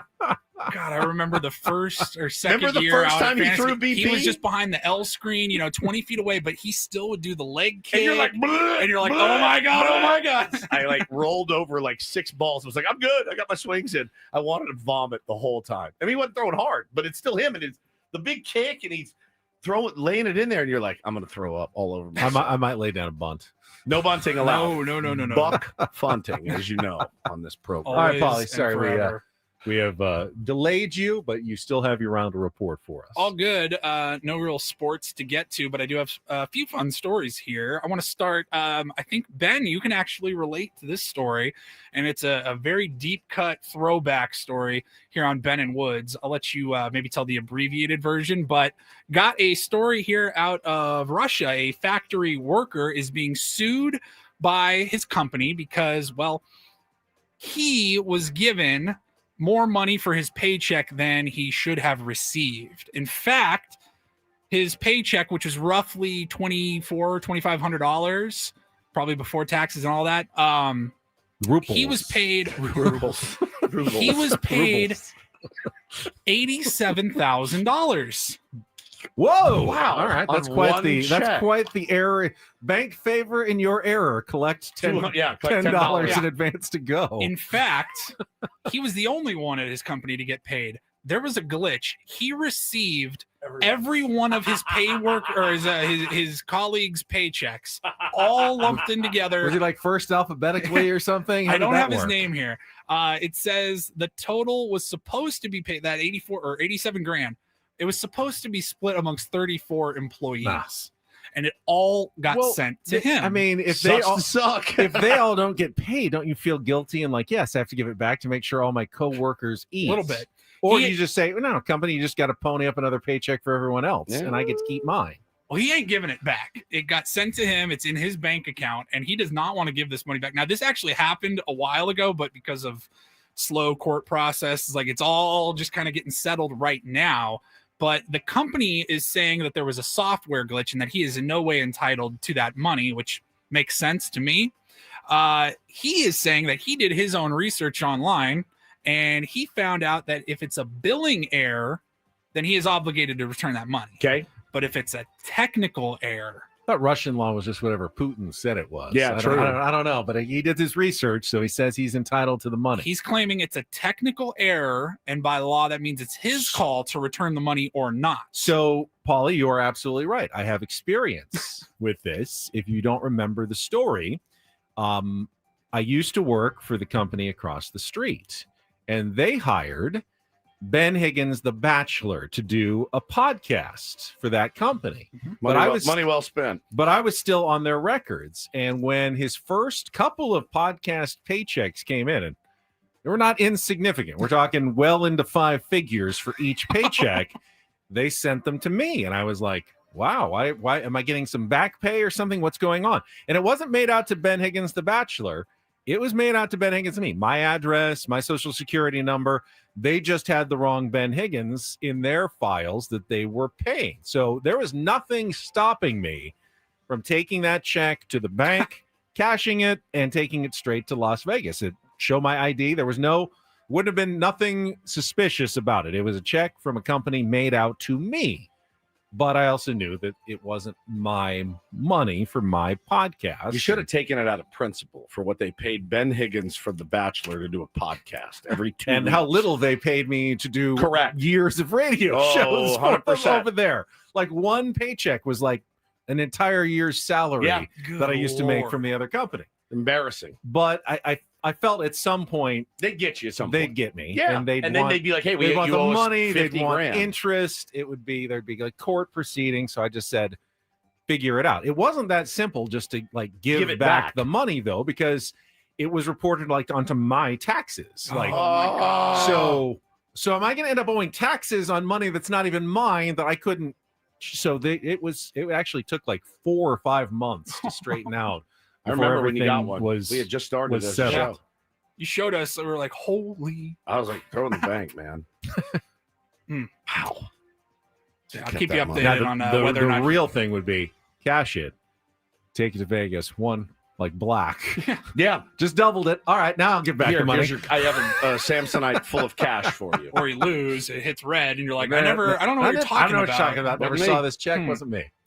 All right, we'll move on here. Another weird food combination coming your way as we move from Halloween into Thanksgiving season and on to Christmas. Oreo has a Thanksgiving dinner cookie tin that is now available for purchase. It's $20, $19.99, only on their website on Oreo.com. And I can pull it up here on the stream. If you're watching, you've got 12 count of cookies. And you're going to get let's see here, 2 cranberry sauce cookies, 2 pumpkin pie cookies, turkey and stuffing, creamed corn, sweet potato, caramel apple pie. Is the delicious? So is the outside flavored light? Is the stuff flavored, or is it the cookie is flavored? I think the Oreo is the Oreo. Regular chocolate Oreo the cookie. Outside is the flavoring of meat, turkey, and stuffing. I don't know how the Oreo flavoring goes with, say, creamed corn. Creamed corn, good. Ooh, that's a cool Oreo. So there's the good. tin. That's like a big Oreo, with all the mini Oreos underneath. I would eat it. Well, you're in luck. Because I purchased it this morning. Yes! Oh, nice. No kidding. I saw the story and I wanted to, usually we wait like 4 hours, get to the Rinder report, and then it's like, oh crap, they're sold out. Didn't want that. So I bought it. It'll be here within a week. So we'll do Thanksgiving Oreo roulette. Yeah. Oh, I like that. This was like that a interesting. lot. I was looking at the email receipt after I purchased it. Yeah. It was, 1 12-pack of cookies, $19.99. Not bad. And then it says shipping $37.21. Oh my What? God. Now, luckily I had a 50%, they attached automatically a 50% off home delivery. So it's still $19 plus no, it's $19.99 for the cookies plus $18.61 in shipping. So That's insane. $40 essentially for 12 cookies. Yeah. So we're paying we're paying Mrs. Fields prices for Oreos, turkey essentially. flavored Oreos. creamed corn Oreo. Have a bite of my corn All with right. my turkey. I hope the entertainment value is better than the cookie value on this. Will you eat it? Because I don't really want to. Which one? All Turkey? Of it. All of it. I You want have you to to try have some. I want you I'm to have trying I'll one. eat the caramel apple one. Pumpkin pie. Yeah, 100%. Will you eat the meat ones? The savory ones? Fine, whatever. Turkey and stuffing. Yep. Cranberry sauce. I don't even like cranberry sauce. I don't You can either. have I love that one. cranberry sauce. So you can have those ones. You can have the creamed corn. Yep. Please eat the cream corn. I think the whole most thing. daring I would get was probably the sweet potato. I won't eat it. I hate those things. Love them. We'll do that one. The only one I'm really afraid of is the turkey and stuffing. I don't like things that are supposed to be savory that taste sweet. A Potato is supposed to be savory. And when you tell me if you had called it anything else, a Camaro, I'd be like, I'll try one of these Camaro. I don't like yams because I already know. I know that the yam is a call it sweet potato. I know that it's a sweet potato. If you named it something else. Yam. What's the difference between a yam and a sweet potato? It's the same thing, man. No, they're different, and I just don't know how. They throw a bunch of sugar and marshmallows in it. Well, that's your choice. I'm just talking about the yam on its own.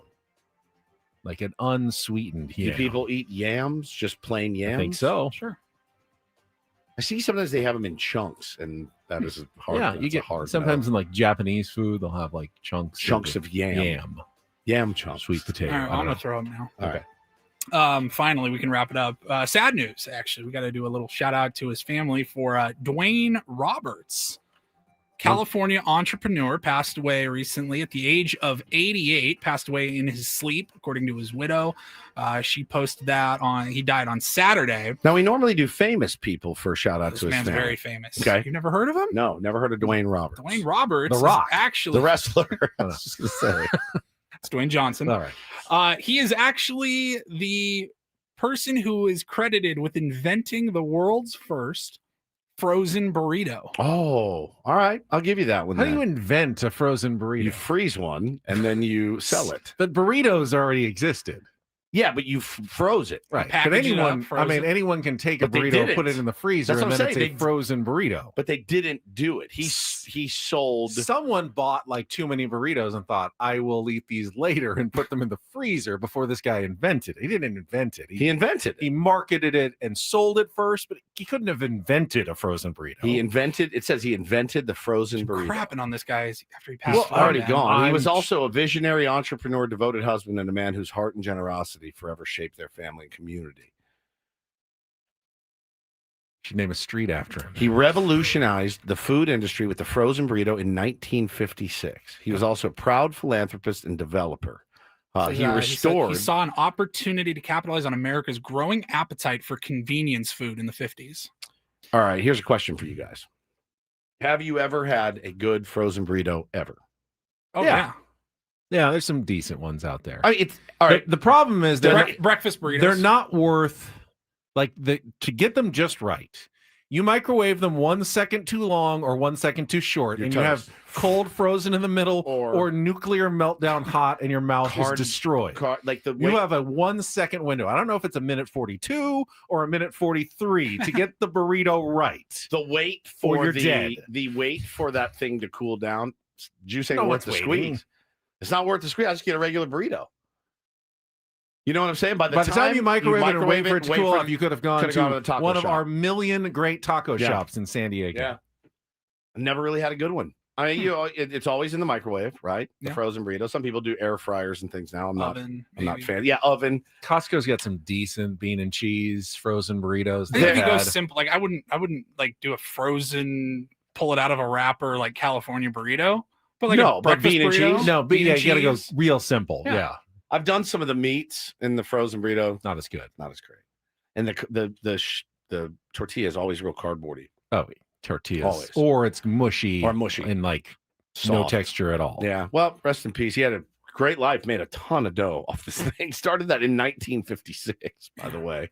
So you know how we do it. And I really hope we can see more unity and more peace when already things are so difficult. So, shout out to his family. Dwayne Johnson. Dwayne Johnson? Dwayne Roberts. Dwayne Roberts. Shout out to your family. Dub J just ordered the Oreo Thanksgiving box. Yeah.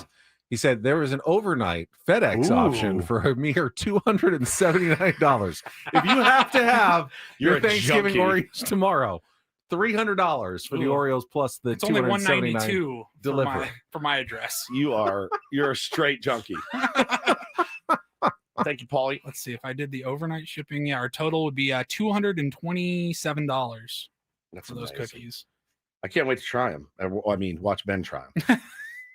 All right, the over-under on amount of Monday Night Football the three of us watched together. I'm going to go 3.5 minutes. We will find out whether we went over or under when we come back here on 97.3 The Fan.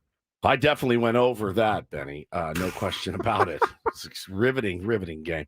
No, let me tell you guys real quick about Eco Water. I'm pretty bummed. I dropped my Eco Water jug, and I broke it. I don't know how you break a Yeti, but I did. I couldn't get the top back in. So Eco Water, if you're listening, I'm going to need a new one. I got this in instead, but you can rest assured that sound is still Eco Water. It will always be Eco Water, the smartest, most practical upgrade I've ever made for my family. I've had it for a few years now. They are the first with remote monitoring, the first with Wi-Fi and leak detection, the first with whole home automatic cutoffs. They can stop a leak before it becomes a disaster.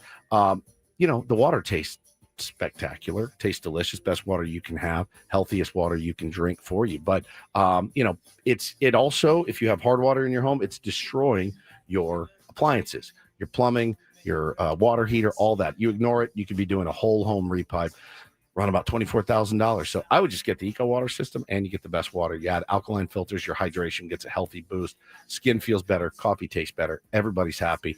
Get it done today. Try the Soft Life and alkaline water, now just $9.95 a month, 760-350-3338, or pretty simple, just go to ecowatersocal.com. Let them know Woodsy sent you. Not everything in life should be hard, especially your water, keeping it soft since 1925.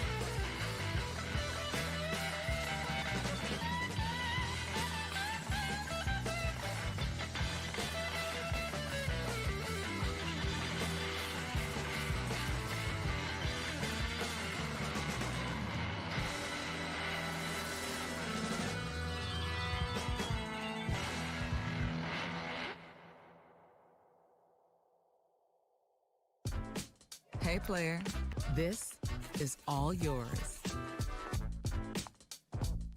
This room with this view. This speakeasy with this cocktail. Hey, could you make that too? The spa with this. Ah. And this pool on this roof. This is all for you. The all-new Hamul Casino Resort, now open.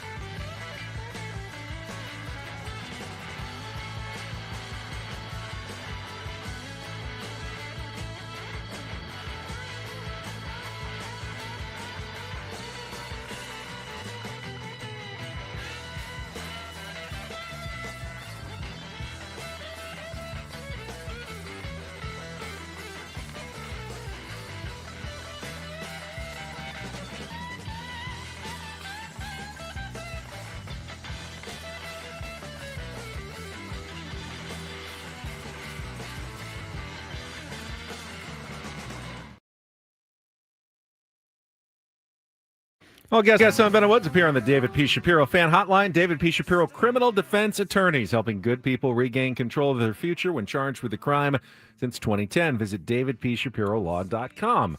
The answer is over. I had it on last night while I was kind of sitting around. I can't say I was paying much attention to the Monday Night Football contest between the Arizona Cardinals and the Dallas Cowboys. Other than, and I think Woods always has this same thing, I don't understand the fascination with America's team, the Cowboys. I really don't either. I texted one of my best friends and I said, bro, how are they this bad? And he goes, dude, it's going to be this way until, and I see Ted Leitner last night. Ted Leitner with an absolute banger in the middle of the game. Did you guys see Uncle Teddy's tweet? I did. It was so surprised. Good. So Uncle Teddy watching the game last night, like the rest of us. Enough. Thursday, I'm going to do it like Uncle Teddy. Enough! Thursday, Sunday nights, Mondays, the Dallas Cowboys. Question: how long since they've actually won anything? Clinton 2, Bush 1, or further back? Importantly, 4 shots and counting, and Jerry Jones and his sweet owner thinks he's a GM. Maybe that's why they don't win anything. That's not a bad Uncle Teddy. Not bad. Unbelievable. Unbelievable. Follow-up on America's team. Lose to Arizona, sans Kyler Murray at home. Me. 27-17, now a lofty 3-5. No worry, networks have them on 1 more Monday, 3 more Thursdays, and 1 more Sunday night. America's team, my blank. I think he was going to say America's team, my ass. I don't get it. I don't get it either. Sir, you're a moron. So we're inundated by Major League Baseball with the Los Angeles Dodgers, and for good reason. They just won their 2nd World Series. Yes, for good reason. Yeah, for good reason. They're going to jam them down our throats forever. Like, this is our lot in life. But he's absolutely right about the Dallas Cowboys. They stink. They're not a fun football team to watch at all. It was a really, really boring game. Jacoby Brissett, I thought, played okay. Well, they did just acquire veteran linebacker Logan Wilson in a trade with the Cincinnati Bengals to save their season. Trade deadline's at 1 o'clock today, by the way. There were a lot of moves last night and this morning. Not going to go through all of them because, quite frankly, the trade deadline in football is kind of more of a mystery to me. Sometimes it works out really well. Sometimes it doesn't seem to make any difference at all. Half the players just get hurt anyway, like 2 weeks into their new team because it's football. But yeah, this Cowboys thing, I mean, they were very relevant when I was in high school. Growing up there, they were extremely relevant. They've just been living off that for like 30 plus years now. Like Tony Romo was interesting for a couple of seasons, but they didn't get past the 2nd round of the playoffs. Mm-hmm. They've done they nothing. Haven't done anything. Nothing. Oh, damn it. I didn't know because I don't like the Manning cast really, but mostly because Charles. The Mannings. Yeah, they had Charles Barkley. Yeah, I saw that a little bit. I forgot it was still a thing. You don't like Eli. So. I like Charles Barkley, though. You do. Yeah, he would have been interesting. Somebody said it was really good. If you want Charles Barkley on your TV, go to TNT. You will find him. Not ESPN not TNT, now, but ESPN, yeah. And elsewhere. He pops up everywhere. Yeah, that was kind of a stinker. Wasn't a good game. Nope. But yeah, it was good performance by Jacoby Brissett, filling in again for Kyler Murray. So there you go. I watched Arizona, Florida as that game was wrapping up. NFL had kicked off, and it was like 7:45. I was like, I think I'm just going to bed. Yeah, couldn't care less about that game. I watched Seinfeld, a bunch of Seinfeld reruns last night. That's what I watched after that football game. Otherwise, football weekend, anything catch your fancy while we're here? Since we don't talk about it a ton. Bears-Bengals game was kind of crazy. Kind of insane. A lot of Bengals players coming out after. Like, obviously losing sucks, but the offense pointing at the defense. Defense getting mad at the offense in previous weeks. It's not growing great right now in Cincinnati. Good win for the Vikings. Get J.J. McCarthy back. They beat the Lions 27-24. I lost my bet. I did too. Patriots didn't cover. Yeah, they did not cover. They won. We both had the same pick. They won, but they did not cover. Let's see. Chargers won again. Terrible Titans team. They beat their old coach Mike McCoy. Colts lost. That was a big one. They did. Steelers. That was okay. They turned the ball over 6 times and then only lost by 7. To me, that's a sign that the Colts are even better than we thought. If you can lose by 7 and turn the ball over 6 times, you're actually a pretty good team. You had a bad day. Turned the ball over 7 times. Yeah, that was just a stunningly bad day for them. But they're a good team. The Rams are rolling. Stafford 4 more touchdown passes. The Saints are terrible, but They got the job done there. And The NFC West is going to be pretty tight, right? Between the 49ers are hanging Rams, around there. Seahawks, yeah. Cardinals are, I mean, they're not good, but they're not bad. And then the Bills beat the Chiefs, who are currently, by the way, playoffs started today. No Kansas City Chiefs. That is nuts. In the playoffs. They're 5-4. I don't expect them to miss the playoffs. They'll probably win enough to get in, but they are not in there right now, which is certainly some cause for concern in Kansas City. All right, go to break. All right, that was our NFL wrap-up for the week. You will not find a shorter, less More comprehensive, insightful though. NFL wrap-up. It's as comprehensive as it gets. Radio than the one you get from the Ben and Woods program. 48 hours later. Hey, it was Ben's birthday. Nothing we said was, I think, blatantly wrong, Correct. at least. So there you go. All right, we'll wrap things up. Final segment of Ben and Woods, turn things over to Braden. Coming up next on San Diego's #1 sports station, 97.3 The Fan.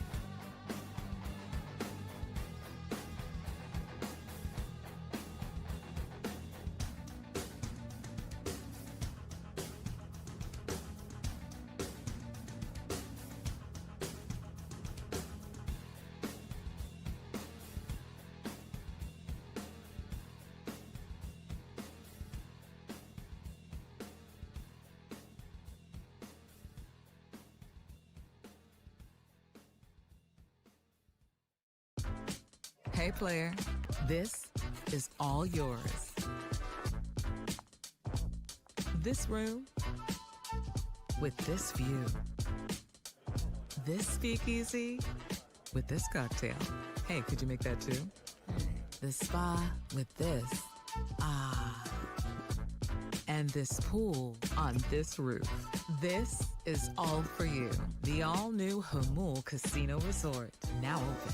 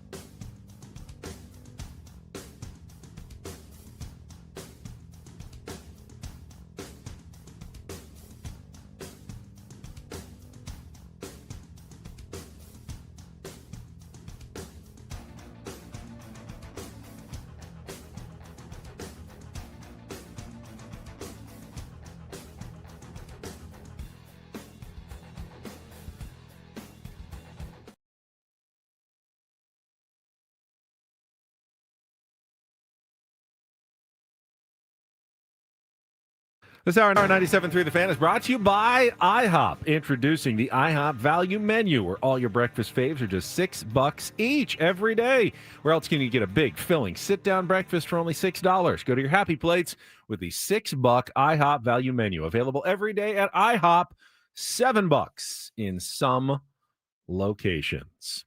All right, what do we have to look forward to this week? Tonight, SDSU season opener against Long Beach State. I believe USD is also opening their college basketball season against Occidental. Last night, congratulations to the UCSD Tritons, won their opener. Yeah. Beat, who did they beat last night? Oh, Laverne, another Division III opponent. Surely they did. Very good. Thought that might get you. Yes, surely they beat Laverne. They're the Leopards. They surely beat them. But remember, that's a brand, they made the NCAA tournament last year in their first year of eligibility at Division I, but then they lost their coach, Eric Olin, who went to New Mexico, and most of their roster that either graduated or got NIL deals to go elsewhere. So completely new squad, new coach. Clint Allard, their former assistant, is the new head coach, but they get a win. It's the crappy part of college sports where you finally build something up and then it just gets taken out from under you. You lose all your good players. Your coaches move on to another program. Man, I hate baseball players so much. I hate them. I hate them. I hate them. I hate them. I'm over here sweating. Wizzy is in the torture chamber. I mean, you guys. So yeah, you got? I got, dude. God, I hate baseball players and their pranks. Always pranking people. I don't have the stomach for it. Coffee just got me good, dude. So apparently they had. So one of our tier ones is down there. Like he happened by Petco Park. He saw the chairs and then he goes, "Oh my gosh, there's Don and Hoffy." Then he DM'd me and he goes, "Dude, something happened. Like they're picking up the chairs and moving them. Or like it looks like it's over. They banged the ceremony. Yeah, the listener." So I texted Hoffy. I go, "Did they bang the ceremony?" And he goes, "Yeah." We let the secret out on the air. They got pissed. And We ruined it for everybody. I go, oh my God. And I go, you better be effing with me. And he waited and waited and waited. And he goes, of course I am. Bit of a logistical deal will happen. So wait, later. did he find this tier 1 that's standing outside of Petco and go, hey, DM Woodsy? And no, I think they are going to move it to later, some logistical problem. But at the time, I thought it was because we talked about it. Well, no one told us not to. No one told us it was even happening. Correct. We had to. If I don't know, I put can't two and two together to figure even out what was going on. Him saying, like, can you imagine? He gets down there like, we just heard you on Ben and Woods, idiot. We're banging this now. We're picturing. Okay, we got meetings with our bosses and like, how could you do this to us? Yeah, all right. Here's my key card. Go ahead. Just they're in the middle of the sidewalk. How are we supposed to know what? We don't know anything. You want to have clandestine meetings, then make him clandestine somewhere, right? Clandestine? You say clandestine. I say clandestine. Let's call the whole thing off. That's what they What did. is it? Clandestine? I like clandestine. Yes. Sounds goobery to say clandestine. I hate baseball players. All they do is prank people, dude. Man, he got your We ass. got, bro. I'm sweating through my shirt, Paulie. I'm like, oh, I blew the lid off some public thing. It's already out there. Oh man. This is why they don't tell us who the new manager is in advance either. Oh, like I'm gonna run to the air. Hey, guess what I saw? Oh, I hate him. I am so mad. It's fun when it's you for a change instead of me. So I don't prank you. You make me uncomfortable though, a lot. And now you get to feel uncomfortable for a moment or two, thanks to Trevor. I have to step away. I can't compose myself right now. It really did seem plausible. All right, let's check traffic. We'll let you compose yourself, and then we can wrap things up here for a Tuesday. From the 855 Get Ross Traffic Center, protecting San Diego after accidents or injury, here's Kelly Danick. Got a few things wrapping up our morning drive. One is this collision on northbound 5 right past H Street. It's in the center divide. And northbound 15 before Friars Road, stalled vehicle in middle lanes. In the North County, several things going on. Southbound 5 right past Poinsettia, there is a collision over to the right shoulder. Another crash up ahead before the racetrack. This one's got the 2 left lanes blocked. And this is probably past, but you know my issue with ladders, right, guys? This is for the don't do that file. There was somebody rolling down eastbound 78 in middle lane in San Marcos area with a ladder sticking out both back windows of its sedan, and the ladder was going into the other lanes. Yeah, real smart, right? Eastbound 78 through the San Marcos area. It's probably gone, but I just wanted to mention it because it's so stupid. I'm Kelly Danick with Ben and Wood, San Diego's #1 sports station, 97.3 The Fan. Hold on. So, by the way, giant breaking news in the NFL. But before I get to that, someone had a ladder going through the rear windows of their car. So they didn't have a truck. They just had there's a Honda Civic, and they just put the ladder through the back seats, out one side and out the other side, like wings coming out. Like wings. And they're driving down the freeway with the ladder going into the lanes next to them as they're driving. She is livid right now. When I was driving to Arizona, I forgot to tell you guys, I was driving with our buddy Joey out to Arizona for my tournament. I ran over in the fast lane, I don't know, a computer? It was, I'm driving, I'm talking to Joey. It was like, Gaga! And I go, ah! And I look back, it was like thick. And I was like, I ran over a computer. I literally ran not the monitor, the computer part of it. I hit this thing so hard, I go, we're dead. We're going to be on the side of the road in 20 minutes with a flat tire. I'm with you, Kelly. I feel that, man. People got to be more careful about when they drive. All right, massive NFL trade. I just told you the trade deadline is coming up in 3 hours. Rap sheet. Did you get no, got? this is actual Ian Rappaport. The Jets are trading Sauce Gardner to the Colts. Whoa. Talk about Indy going for it this year. Colts, we were just talking about, they could lose by 7 with 6 turnovers.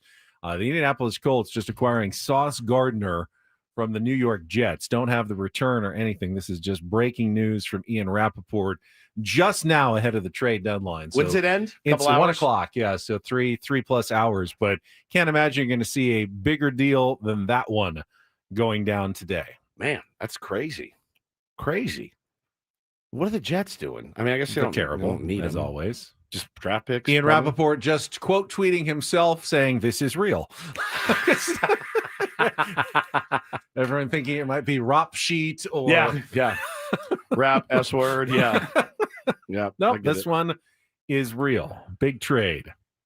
Man, that is a 2 big one. first-round picks. So, Okay. yeah, that is a major NFL deal that just went down. I'm still sweating about this. Still can't believe he did this to me. Gotta get my payback on him. He's a tough guy to get. He is, because he doesn't care. He's in the And Hall of he's Fame. super cool. He's the and coolest. I'll just wear always it. relaxed, always cool under pressure. I mean, he made his living under the most pressure possible every single time. There's no way you can make him feel any pressure or discomfort. Fair point. Yeah, and imagine like if he showed up and they're like, "Hey, why did you say that on the air on Ben and Wood? What are they going to do to Hoffy? It's Trevor Hoffman, Right?" He's like, "All right, what are you going to do? Take my statue down?" Like, sorry, Like you threaten your children. yeah. If you don't behave, Yeah. take your statue Take down. your statue down. All right. I told you guys, I've held everything over my kid. The last week was elite because you had Halloween. Hey, you keep this up, there won't be any trick or treating. Okay, you'll be at home with me handing out candy. How'd that work?